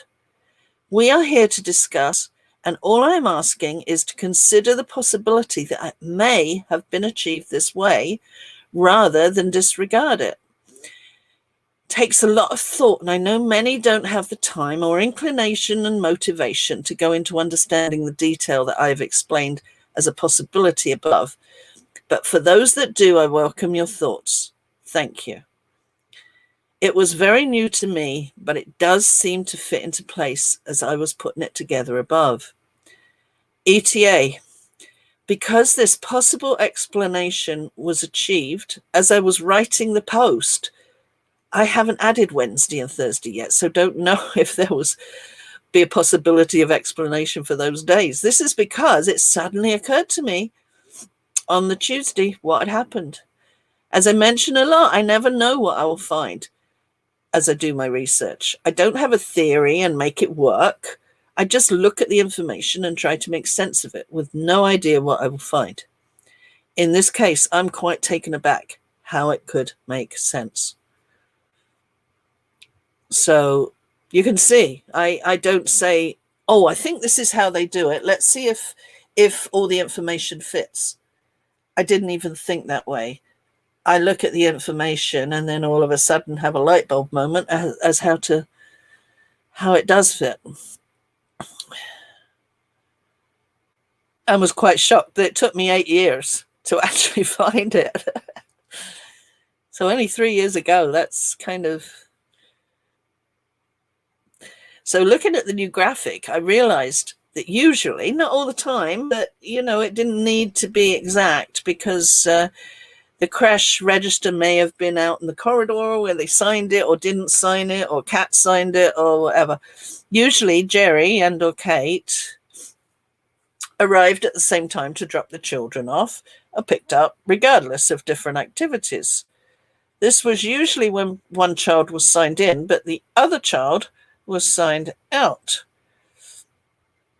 So you can see here, 2:30, Jerry signs Madeline in, and 2:30, Kat signs Russell O'Brien, his daughter, in. And yet we know he was there because he walked there with Jez Wilkins and Jerry. So you can see how the creche records are not exact. Or it was just that Russell O'Brien just didn't sign because Jerry was signing, and you'll see why in a minute. And there's another analysis missing for that day. Oh, that was the one from before. So then I looked at Wednesday when there was no tennis. So because there was no tennis, timings were different. We're told that McCanns did not go to breakfast during the week. The twins were dropped off earlier at 9:10. Usually they were dropped off at, I think, about 9:30, 9:20, 9:30. And then Jerry, because Kate was supposedly playing tennis, Jerry would then take Madeline over to the kids' club, which was 10 minutes away, and she'd be dropped off 10 minutes later. which was the time it took to walk there. But on Wednesday, I noticed something different, that the twins were dropped off at 9:10, but it took 20 minutes before Madeline was dropped off. So I wondered, what was he doing in that 20 minutes? And then I remembered that Diane Webster, in one of her statements, had mentioned seeing them, but doesn't remember really much about it. Just, she doesn't recall them sitting down and eating breakfast, but she does remember seeing them on the Wednesday. And this is where the thing, she's just not clear. I think they just finished their breakfast or something. Again, I'm not clear, but she seems to have seen them, which started to make me think. Now, Russell was also at breakfast and curiously dropped off his daughter at the same time. So was it that they dropped off the twins, then they walked over to the Millennium and walked back with Russell O'Brien in time to drop both the children off at the same time? Because they did arrive at the same time. Because what a coincidence if Jerry is in the ocean and he suddenly 20 minutes later appears at the kids club with Russell O'Brien at the same time, even though Russell O'Brien was over at the Millennium. It just doesn't fit. And so you can see they both arrived at 9:30. And Madeline wasn't signed out that day at lunchtime.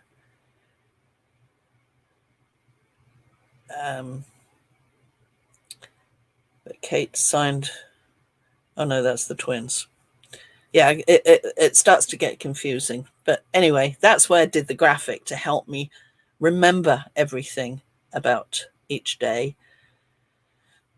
And so they both arrived at the kids club at 9:30. So instead of dropping Maddie off 10 minutes after dropping off the twins, did he go to the Millennium to meet with Russell, and they walked together to arrive at the creche at the same time? And you can see here, the Millennium is over here, and well, you can go back and see it. So is it possible that when they arrived, they both signed the register? And this is under the circumstances of keeping in mind that all the nannies described a child that was shy and timid, just like Russell O'Brien's daughter. So is it possible that when they arrived, they both signed the register, but only Russell's daughter went in? And Jerry walked in with her, making it appear that the child that just entered was his child. So if this is the case and Madeline wasn't around, they arrived there, they both signed the register, but Russell sends in his daughter. Normal, everything's fine. And Jerry walks in and starts chatting with the nannies. Now, that's not specific to say that's what he, this is contrived, but the fact is that the nannies the following week would say, yeah, I saw Jerry. And I saw him with Madeline because she looked similar to Madeline.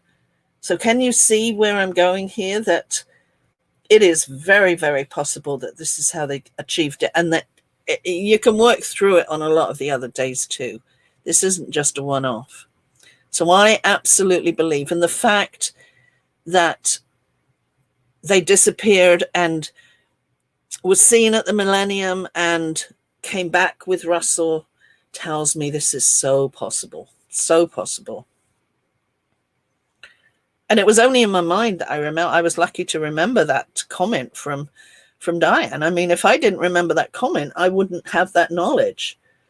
So this is why when you can read statements, you can read files, but files in themselves really don't mean a lot. You have to get the files and compare, and only then can you start to look at the different things that, you know, whether something confirms it or whether it's a discrepancy. So yeah, we'll deal with the discrepancies another time. And they presume the child that they saw him with was Maddie.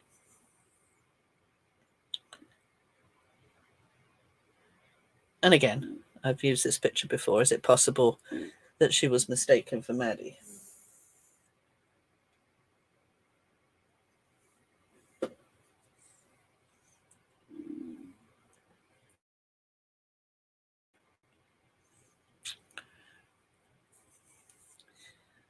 These were on the other one. This is just, I use these for this particular one because it's associated with this separate.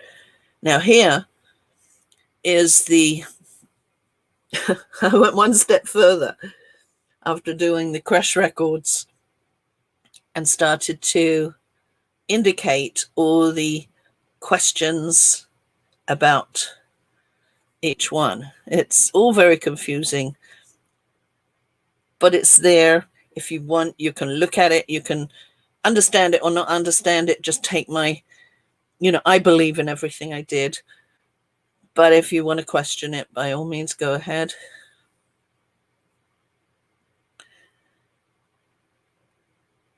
And yeah, I'm not going to go into that detail because basically it is very basic that they arrived at the same time, and or they arrived at the same time to pick up, and of course Russell's daughter would be rushing over, and maybe Jerry came in. You know, he wanted the nannies to be able to see him there, and knew that it would be very easy for people to look at Russell O'Brien's daughter and think it was Maddie. I think it was a very clever and cunning. But the fact that they went to the Millennium and Russell walked with them, just for me is kind of not proof, but really.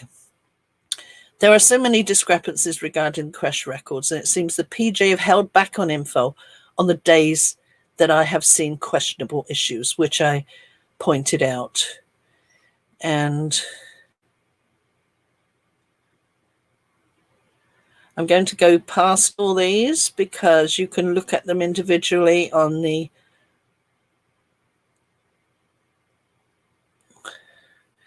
if this was what happened, it was a very cunning plan. But that's not all. Now, further reasons to believe the PJ knew something that happened during the week. That this is a kind of a little add-on. We've done the CRECHE deceit. This is a little add-on because there are other issues that made me believe that the Portuguese police knew something was happening during the week. And these are a couple of the reasons. Now, just before releasing the files in July, the following July, the prosecutor applied to the court to get the details contained in the deleted text messages. Now, the point is, these deleted text messages started arriving around 8 o'clock on Wednesday. Now, why would they be of issue if nothing had happened during the week? If it was still a normal holiday time, there had to be a reason. And it was so important for them to get them that the prosecutor applied to court. It said Supreme Court, but I think somebody from Portugal said to me, no, that's not exactly Supreme Court. So I won't say Supreme Court, but yeah, that was important to them to read those messages. And very sadly, they were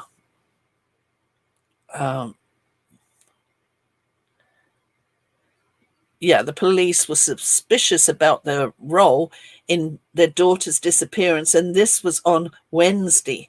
So you see, the police obviously thought something was worth looking at.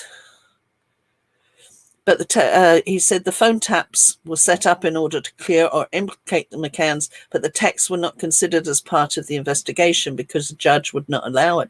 And one thing I do want to say, and I can't show you proof, but I did read fairly recently that they actually do have the conversations or the texts between the couple during that week. And that is, and you see, this may be part of why they went to court to try and get them, because they wanted to release them, but they're not considered. The judge wouldn't allow it. I don't know. That's just what I read. But it was credible what I read. Yeah, Judge Fernando Ribeiro Cardoso, he actually revealed that there is a continuing investigation looking at abduction, homicide, exposure or abandonment of a child, and concealment of a corpse. They were never cleared. Everybody says, oh, they were cleared. No, they weren't. Once the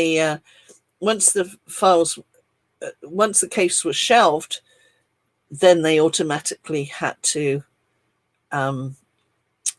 not release, but they were no longer considered arguidos. Doesn't mean they were cleared.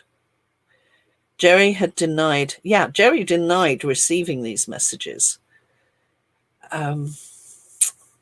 Something happened before.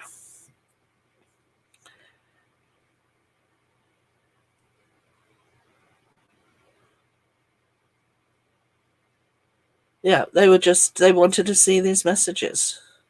Not the police, the prosecutor. But, and here you can see, these are the messages that were received. There's little red dots next to it. And those are the messages that Jerry denies and Kate denies. And why did he deny them? Now also, why did the PJ question Rachel Oldfield on when she supposedly saw Madeline playing tennis? She claims it was Thursday. Madeline, if her group didn't play on Thursday, they played on Tuesday. So the police actually questioned her, and they were quite, they really wanted to know. So we were chatting when Madeline arrived at the tennis lesson. And this is supposedly the Thursday. When was the last time you saw Madeline? And it was when she was having a tennis lesson in the morning. Yeah, about probably between 10:30 and 11 on the morning of the 3rd of May. At the tennis courts? Yes, at the tennis court. Any particular court? It was the one, if you were standing facing the courts, it was the one on the left, I think. So why was he questioning her? Because I don't think he believed her.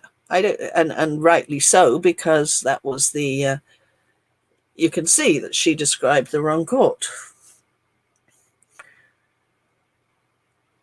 And I think one thing, last but not least, and this really is, the files were released. We have no idea what happened since the files have been released in 2008. We really don't know how the investigation went. Now, that was July of 2008. Has something happened since? Well, Hernan Cavallo, who appears in many of Gonzalo Amoral's videos, made a comment. This is Hernani. You may recognize him from some of the videos. He suggested that the premise of Maddie disappearing on May the 3rd may have changed.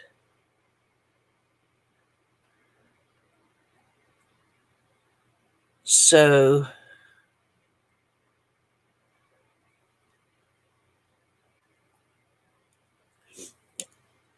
was it new information received after Gonzalo Amoral removal to suggest original details may not be reliable? And then I put where the public prosecutor applied to the court So was the premise of Maddie disappearing at 5:30 on Thursday now questioned? And it does make one wonder, because he's written there quite plainly. The disappearance took place during the time period between 5:30 and 10 p.m. on the 3rd of May 2007, reads the report from the 4th Brigade of the PJ in Portimao, a premise that is now questioned. I can't go any further on that. I have no knowledge. I've never seen anything. I can't ask him. But because we know the text messages were an issue earlier in the week, because we know that Rachel Oldfields was questioned about seeing Maddie, there is suspicion, and that would have been earlier on Thursday. That does lead me to believe that maybe the police do have an idea that something happened earlier. So, okay, I was hoping to make it to 5:30, but I went a little bit over. But I hope you understand why I am so relieved to have got that information out, which in itself is not overly interesting, but it does prove why, or explain why, I believe something happened earlier, along with all the other discrepancies, which, little salty, I will do another live on the discrepancies again. So what's this? Can I talk more about the text she read, or have the person on as a guest, as she said it was a credible, the texts? Somebody who knows about the texts. Are you there, Shirley? Well, actually, I don't need you for that. I'm not sure who you mean. I'm not sure that I could say offhand about anybody who is overly familiar with the texts, or if I'm just not reading what you've said correctly.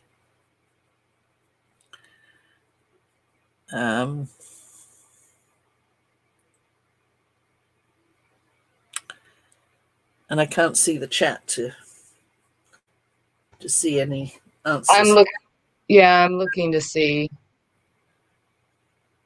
I'm not quite understanding that. I certainly have more information. I mean, I've got more information on everything I've discussed, everything I talk about. As I said, when I searched on my computer for CRECHE, I had hundreds of files come up. Hundreds. I don't know how many, because I didn't want to count them. And trying to sort through them to get that collection together was just huge.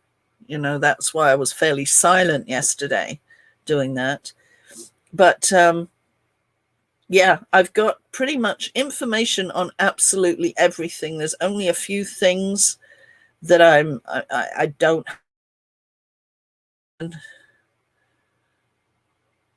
The deleted texts. What was it that you actually wanted to know, Michelle? Because I do have the lists of the texts. We don't know who it was. The police probably do, and they probably have the actual well, at least they wanted the information from it. I know they have something, whether it's those texts or whether it's other texts, messages, calls, or whatever, but they do have something that was, and it quite shocked me, and I would have thought I would have put it in a safe little spot so I could show you, but I didn't.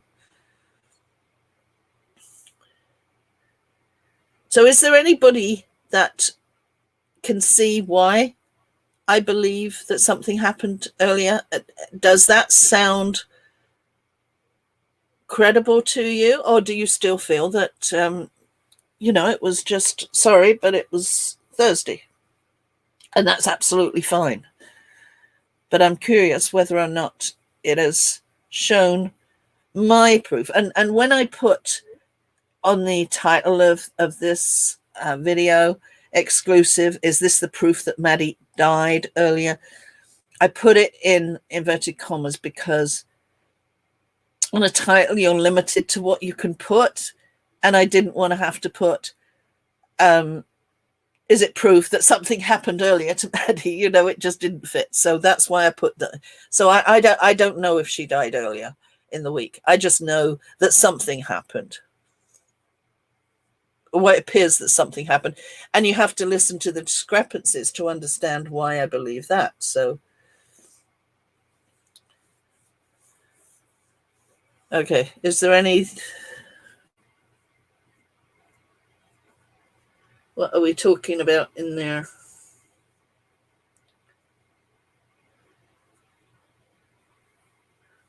Oh, truth coming tonight. Yes. So that's a yes. That you believe something happened earlier. See, all I'm doing is providing you the information for you to decide for yourself and telling you why I look at that. You know, and again, this doesn't mean that this is what happened. This is just what I believe happened. And then with that little Wednesday thing of remembering Diane, and that would explain why there was that extra length of time between dropping the twins and getting to the crash. That was almost like and arriving at the same time as Russell, who we know was at the Millennium. That was kind of a little confirmation, so to speak, that I was on the right track. And I have to say, I was so proud of that. I'm just, yeah. And this is it. I mean, I'm passionate about what I do. So yes. So I put the Michelle's comment back up there. She says, can Lizzie chat or show the deleted text she read from the credible source, or have the guest on that has the copies? Well, the credible source, I'm not sure who you mean, because the actual texts are from the files. Okay. Did I maybe upload them? No, I didn't. Yeah, maybe she wants to see the actual text. I may be able to. It's hard to see because, you know, you've only got a short little screen. Well, maybe you've got it full screen. Maybe you've got big screen and you can read better than I can. Because I struggle, as you know, and I'm trying to find.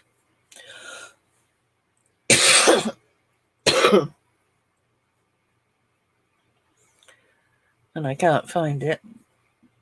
I thought I had them real handy. They should be. I just done the 2 videos with them. They should be handy. No, I'm going right down to the bottom of the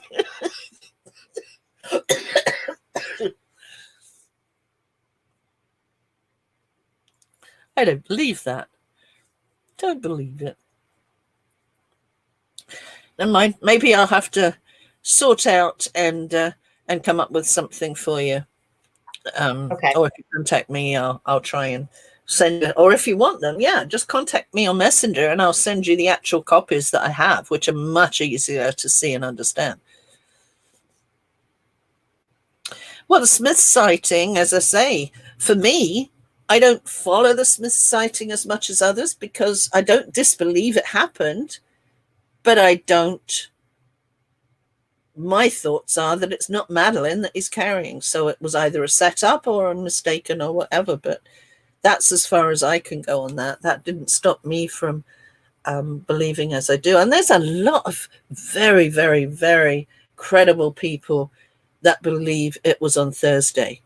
You know, so don't think that because I've come up with what I've come up with, and to believe it was before Thursday, you have to listen to the discrepancies. Today's Who Saw Madeline and the CRECHE Deceit doesn't explain why I think that way. It explains the confirmation after figuring out that something happened earlier. The discrepancies will help you understand why I believe something happened earlier. This is just kind of confirmation.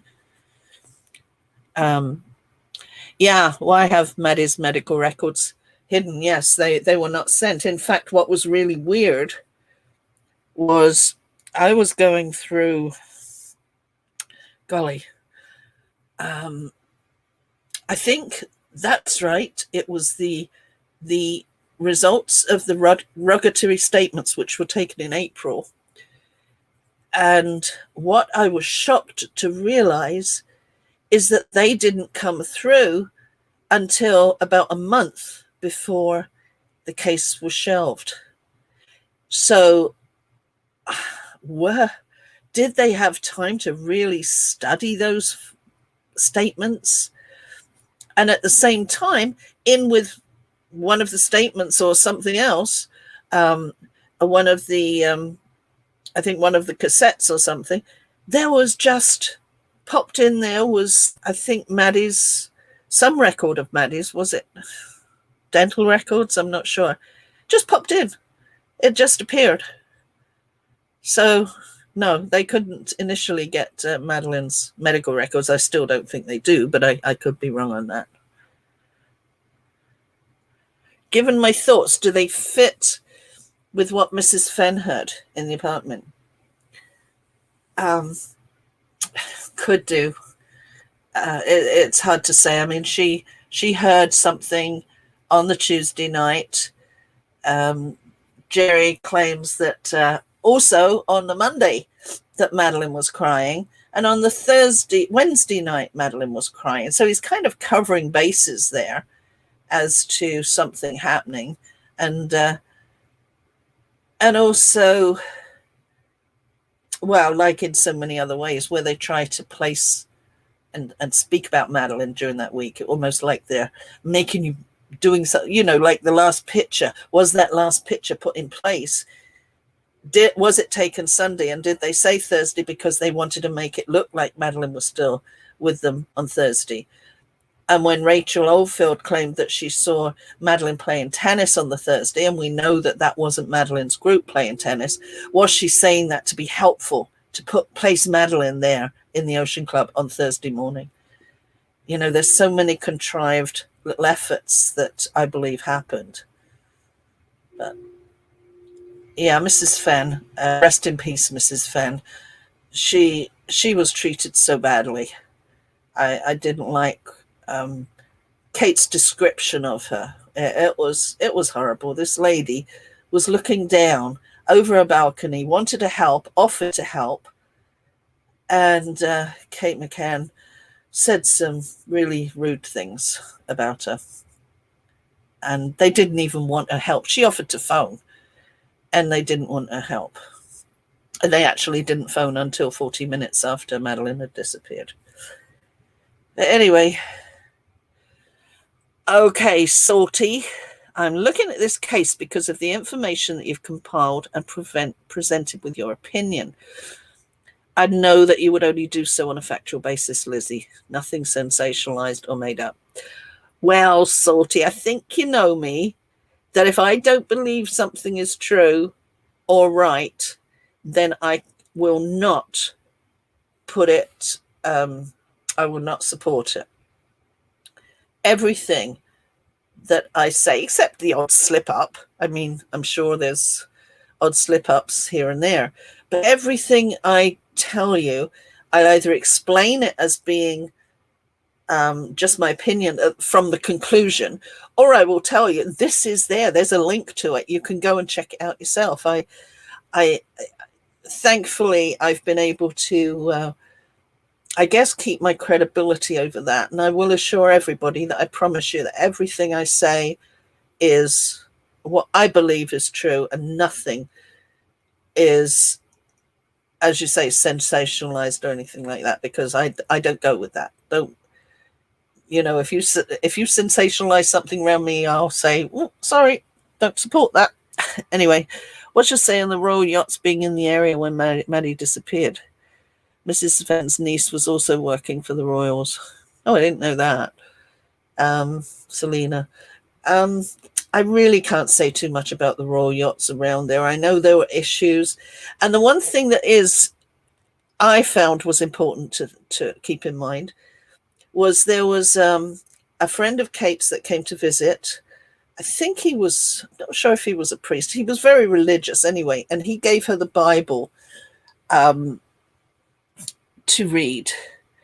And prior to on May the 10th or 11th, Kate was supposed to, all the others, or a lot of the others, were doing a second statement. And Kate apparently was supposed to be doing the second statement because he met up with her in the tapas bar. And in his statement, excuse me, he mentions that she had to rush off because she was going to meet with the police. And yet there was never a statement made. Never a statement put out. So I don't know about that. But anyway, one thing he did mention, which Kate would never have known he would have mentioned in his statement. I mean, at the time, they didn't know all this social media and everything was going to happen. But one thing very telling to me, and it's kind of curious, is he mentioned that Kate asked him to go and pray at the marina. And he said he went to pray at the marina every morning after that till he went home. Now, why would she ask that? Is that very telling in some way? Is there something about the marina that is an issue? You have to look at all these little things. And she would never know that he would mention that and that I'd be sitting here nearly 14 years later telling everybody that's what she said. But she did. Well, he claims, and he's a very religious man. So I think it's probably a good time to start wrapping up. Don't you think, Shirley? Unless there's anything anybody really wants. I mean, I'm here for anybody, but I'm just looking that you know, when I go over time, it's like it's very troubling for some people. I think it's good. Yeah, there hasn't been a whole lot of questions today, so I mean there has been, but you know, just discussion in the chat. So yeah, if you just want to, I told her that I would ask you and remind you, try to find those texts, pictures of those texts or something, and maybe you can discuss it at the beginning of next week. Okay, I'm not sure what she actually wants to know about the texts. I think she wants to see them. Okay. I probably, yeah, they should have been so easy for me to find, but I guess they're just not. Yeah. So, yeah. Okay, well, I'll try and remember that. I don't think I've forgotten anything. Don't forget to pop over to Profiler Pat Brown on YouTube. And a lovely picture of her. She looks so lovely. And she'll be getting lots more videos uploaded. But for now, just subscribe to her so that, you know, when she's got new videos coming and goes live, that you'll be notified. Well, the same with us. If you haven't subscribed yet, you don't need to do it for me. I mean, I'm okay if I have 5 subscribers as long as we're doing an okay job. But the point is, I'm trying to get these up so that we, excuse me, so that we start getting recommended and people start hearing this information. So I know it's not been an overly exciting live, and we may not get a lot of views on it, but it's so important to me, and I'm so happy to have it now. So happy. So I've got that done. We can move on. Yeah. And Carrie just put the link for Pat's channel in there. So if anybody's interested, like Lizzie said, go on over to her channel, and I think she'll be firing that up here pretty soon. Okay, yeah, she's also got a blog. So yeah. There is another channel that with a P on it, Profiler Pat Brown, which she's not using right now because she can't get into it. So those videos are over to, I know, we tried. I know. I'm just thinking I would be beside myself if I had, you know, because she has quite a lot of subs and she got a lot of videos. I would just be sick that I couldn't get into my channel, but you know, it is what it is. So she's, Well, she's got 180, and we've managed to download them and uploading them to a new one. yeah. But sadly, YouTube limit to 15 videos a day, which is that's wrong. Oh, I guess that way maybe it, you know, for spamming purposes or nefarious reasons, I guess. But I don't think so, because it used to be, I think somebody said it was 1,000. I know I've done it before and uploaded loads and loads and loads, and Carrie may remember me doing that. But and I've also read that people are saying, well, I can only upload 50 or I can only upload 100. But Pat can only upload 15. And she's verified and everything, and still. But maybe it has to do with how many subs you have. I don't know. Well, I think she's got about 20. No, I think she's got about 30 now. I mean, it's coming along. Thanks to maybe it has to do with how long her account's been active, though, too. Yeah, but I think she verifies, which covers it, because until when you're new, you only get 15 minutes of video time. But if you're verified, you can upload any length of video. So I think being verified should make a difference, but it didn't. So we'll get there. I'm so looking forward to when her channel's up and running, and she's got all these exciting ideas of what she's going to do on the lives and new videos that she's putting out. I mean, I'm just amazed. You know, there's ones with Dr. Phil and Martin Bashir and Nancy Grace. Yeah. And in fact, there's one there with Nancy Grace. I was looking, and crikey, it was like there's really not many subscribers, so there was really not a lot of views. But all of a sudden, this Nancy Grace one had like 80 views. So yeah, and she's a new channel, so it's not kind of going around anywhere. But yeah, it's going to be good. I'm really excited for her. And amazing stuff. Apart from, she's done, of course, Madeline, which is why she was on here. But she has so, like you were saying, I mean, honestly, Cleopatra, she actually investigated Cleopatra's tomb and went there and studied it. And when she came up with her conclusions, apparently the idea that there was a snake involved has been cancelled, and nobody talks about the snake anymore because Pat disputed it. Pat discovered that. Now she's got a book on Cleopatra. Mm-hmm. And for anybody, well, there's a video there too, although I don't think it's on there yet, but there is a video, and it's, I mean, can you imagine that Pat has changed history? That's how good she is. And she actually went there. And this is the whole point. She's a profiler. She's professional. And she actually goes to and checks out the crime scenes and things like that. So, oh, please, please, please subscribe to us. So anyway, I'd best let you relax. And thank so much to everybody. It's so lovely to have so many. Crikey, look, I've got 101 watching. Wow. Considering the topic today, that's quite surprising for me. So thank you, everybody. I really appreciate your following, and I really appreciate the lovely emails and the lovely comments that I've been getting, and words of just lovely. Thank you. So okay, so I'll just, unless you've got anything else to talk about, Shirley. Well, I was just gonna ask, and I don't know, I'm just kind of putting you on the spot, but do you have any plans for next week? Do you know about any guests or anything like that? I know some people just kind of like to know ahead of time. Not that they wouldn't come anyways, but just wondering. Well, yeah. Well, yes, I do have a couple of ideas for guests. I have to check with them if they'd be available. And Tony, of course, is going to be one. And also Peter Mack. He was ready to come on. He wanted to discuss about the last photo, but he was busy doing something. And I'm afraid I haven't got back to him to see how he's coming along. I've also invited Isabel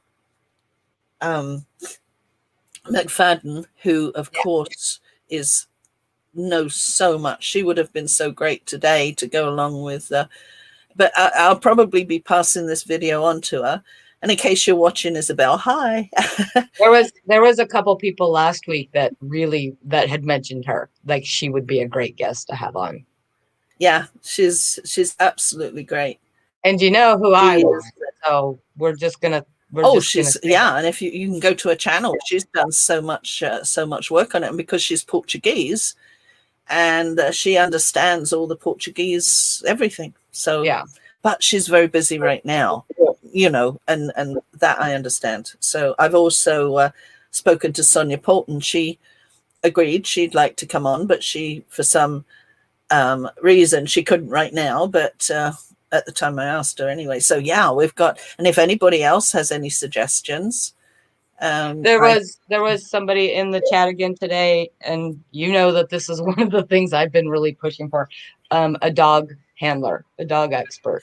Yes, we really need to find someone, because you know, so interested in that, and I know a lot of people are interested in and maybe not even specifically to the Maddie case, but just, you know, general questions that could, you know. Well, you know what? I spoke to Jeff Young, who's a dog handler, and I did mention it to him at the time, and I know that he's been on different lives. As he said, he really doesn't know a lot about the case, and so therefore he didn't feel that it was going to be good. But I absolutely agree with you that anything to do with the case can be minimal, and we can just, in general, ask him about the dogs. He's really good. So, you know what? Maybe I'll contact him and say, Jeff, give it a shot. Yeah, and you know, and of course, questions are going to come up pertaining to, you know, what the dogs did or didn't do, but you know, his answers could still just be, you know, more general, like, you know, it's typical for dogs to do this, or dogs don't do this, or dogs do this. And you know, we can try really hard, because I mean, there's a lot of times there's just general questions, and I think that there's a lot of, not a lot, but some misunderstanding of, you know, what dogs do, how they do it, when they do it, you know. And I know a lot of it has to do with training too, and that's another thing that he can explain, because there's a lot of people, at least from what I've seen, that think that it's everything standard when it comes to dogs, and that's not necessarily the case. I mean, there's different types of training, so I just think that in general it would be interesting. Yeah, you're absolutely right. And at the time, I probably would have mentioned that, but it was at the start when I was doing the live, so I was really focusing mostly on Maddie. But you're right that dogs in general are of interest, which can be in turn applied to the Maddie case. Even if he's not familiar with the Maddie case, it's still questions from the Maddie case he can answer. Right. You know, without actually knowing what they did. As you say, you know, about how are they trained and things like that. Yeah, exactly. Because I somehow don't think we'll get Martin Grime on. I think that's one guest we won't have. Yeah. But also, go ahead. Also, you've just given me inspiration. I know that here we go again. I'm just your muse.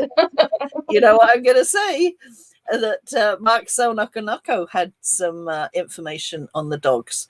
And of course, all his information in the podcast is really unique. It's not like everybody else. So maybe I should seek out that podcast, work with it, have a word. Maybe I'll get to speak to Mark. He's probably been so busy with the new podcasts that they're putting together. Yeah. That I haven't spoken to him for such a long time. And, you know, maybe he can guide me into that. So yeah, his podcast, actually, listening to that and listening to the episode with the dogs is what really got me. I mean, I was already interested because in several other cases that I followed, but that episode with the dogs. And if I and I could be wrong because it's been more than a minute since I listened to it, but I think his episode with the dogs was kind of like that. It wasn't specific to somebody that knew about this case. It was more general about dogs, and it was really interesting. It was one of those where I kind of wished it was like a 2-episode thing, but yeah. So well, I'll let you know, and maybe well, who knows who he got. So maybe I can. I can't remember it. He does say in there. I just don't remember who it was. But you know, we can always just try to get Mark on too. That would work. I know. Wouldn't that be great if he was able to do that? Especially because it's. Hang on, what time is it? He's Australia, so it's. It's like in the middle of the night for him. I think he's 12 hours plus another couple, so 6, 7, 8 for me. So 8 in the morning. Who knows? Well, 3, 4, 5, 6, maybe not. Yeah. So we'll see. I'll work on him. Yeah, that would be good because I have like a ton of questions just for him from the podcast. So that would be super interesting. But that's just me being selfish. So. Yeah, no, that would be great. And I know he'd in theory, I know he'd do it in theory, but whether or not there's any issues as to whether he can or can't or logistics or whatever. So I'm going to contact him and tell him how much we love him and how everybody would like to hear him and promote. I can't wait to find out what his new podcasts are about. You know, he hasn't given me any indication as to the content, just that first one of Christian Bruckner. So let's wait. Right. So, okay. So that's only 1 week so far. We haven't mentioned Mark. That was last week, right? Well, I mean, yeah, I mean, it starts to sound redundant, but I'm just such a huge fan of that podcast that, just his style of the way he did it. So yeah, I'm definitely a fangirl when it comes to his podcast for sure. Okay, well maybe I'll send everybody off to listen to his 10 podcasts, and you can get your pen and paper, and everybody practice saying his name because I want to see if I'm the only. Well, no, because Pat couldn't say it either, so that made me feel pretty good that she couldn't say it. She said she couldn't say it either, so well, I'm still practicing. Actually, and I think you're getting there. I don't know. You've been training for 6 months. I don't know. I have no idea why I have. Like I said, I think I said it correct once, but it was totally by accident. And I think that's probably the thing is I need to just not think about it or something. But whatever. Okay. Like I said, I'll just call him Mr. Mark. Yeah. Well, I'll be in contact with him hopefully, and see what if he's got anything to say or if he's got any info for us, you know, that we can look forward to in the new podcast coming up. So yeah. So I guess I should go because crikey, that was. And again, I would have loved to have had a guest on today, but this was such important information to just get down into a video. You know, it's a portion of what I know or have researched, but it's down in a video now, and I can kind of sit back and say, oh wow, got that out. And that's really important for me. So even if we only get 101 views, that's worth it to me. So, but next week, yes, I'm going to contact Tony or Peter and see if either of them, and who knows, maybe Isabel, and see what everybody's schedule is and see what we can do. So I'll let you know early in the week. Okay. Sounds good. Okay. And also thanking everybody again, including Cherry, including oh golly, including you're having a brain moment. What's her name? I always forget. From the Facebook or from in here? Mod. The mod in here? The one I forget. You always forget Hannah. Hannah, that's it. Hannah. But thanks. Yeah. But tonight, tonight it's been Helen and Claire and Carrie. They're the ones tonight doing an awesome job, and Claire filling in for the links until Carrie popped on. And they're all so good. So, okie doke. So I'm going to say goodbye for now. Thank you for joining us. Thanks to Chris and Kim for what they have inspired me with. So if anybody is irritated by these lives, then they can blame Chris and Kim because it was their fault. Okie dokie. So, righty-ho. Good night. So we'll go out as usual with another video. Similar to the other. So, I mean, whether you watch it or not. But it's of the right topic. So bye-bye for now. And see you next week. Maybe with a guest. We'll find out later. Okay, bye-bye.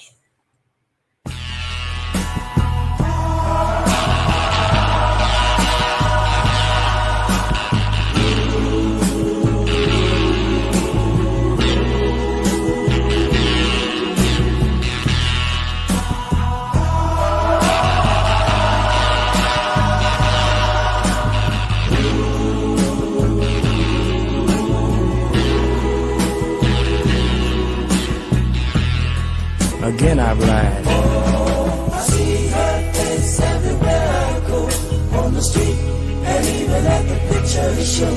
Have you seen her? Tell me, have you seen her? Oh, I hear her voice as the cold winds blow in the sweet music on the radio. Have you seen her? Tell me, have you seen her?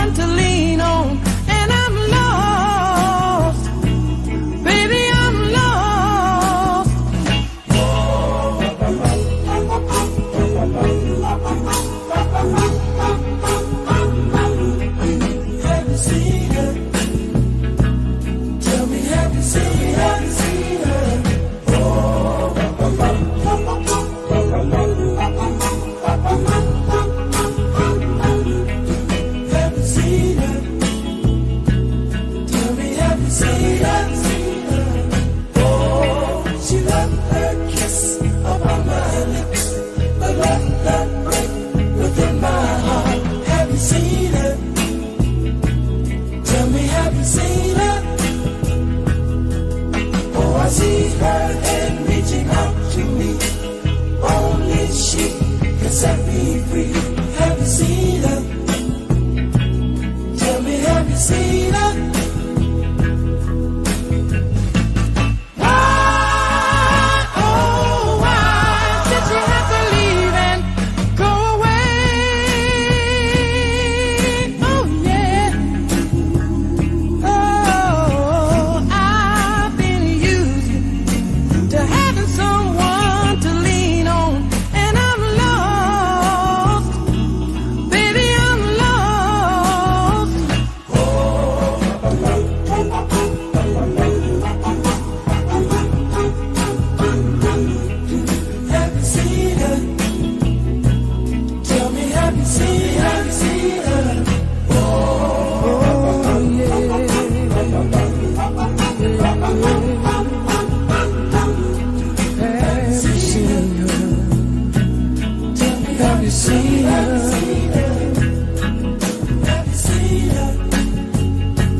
Tell me, have you seen her?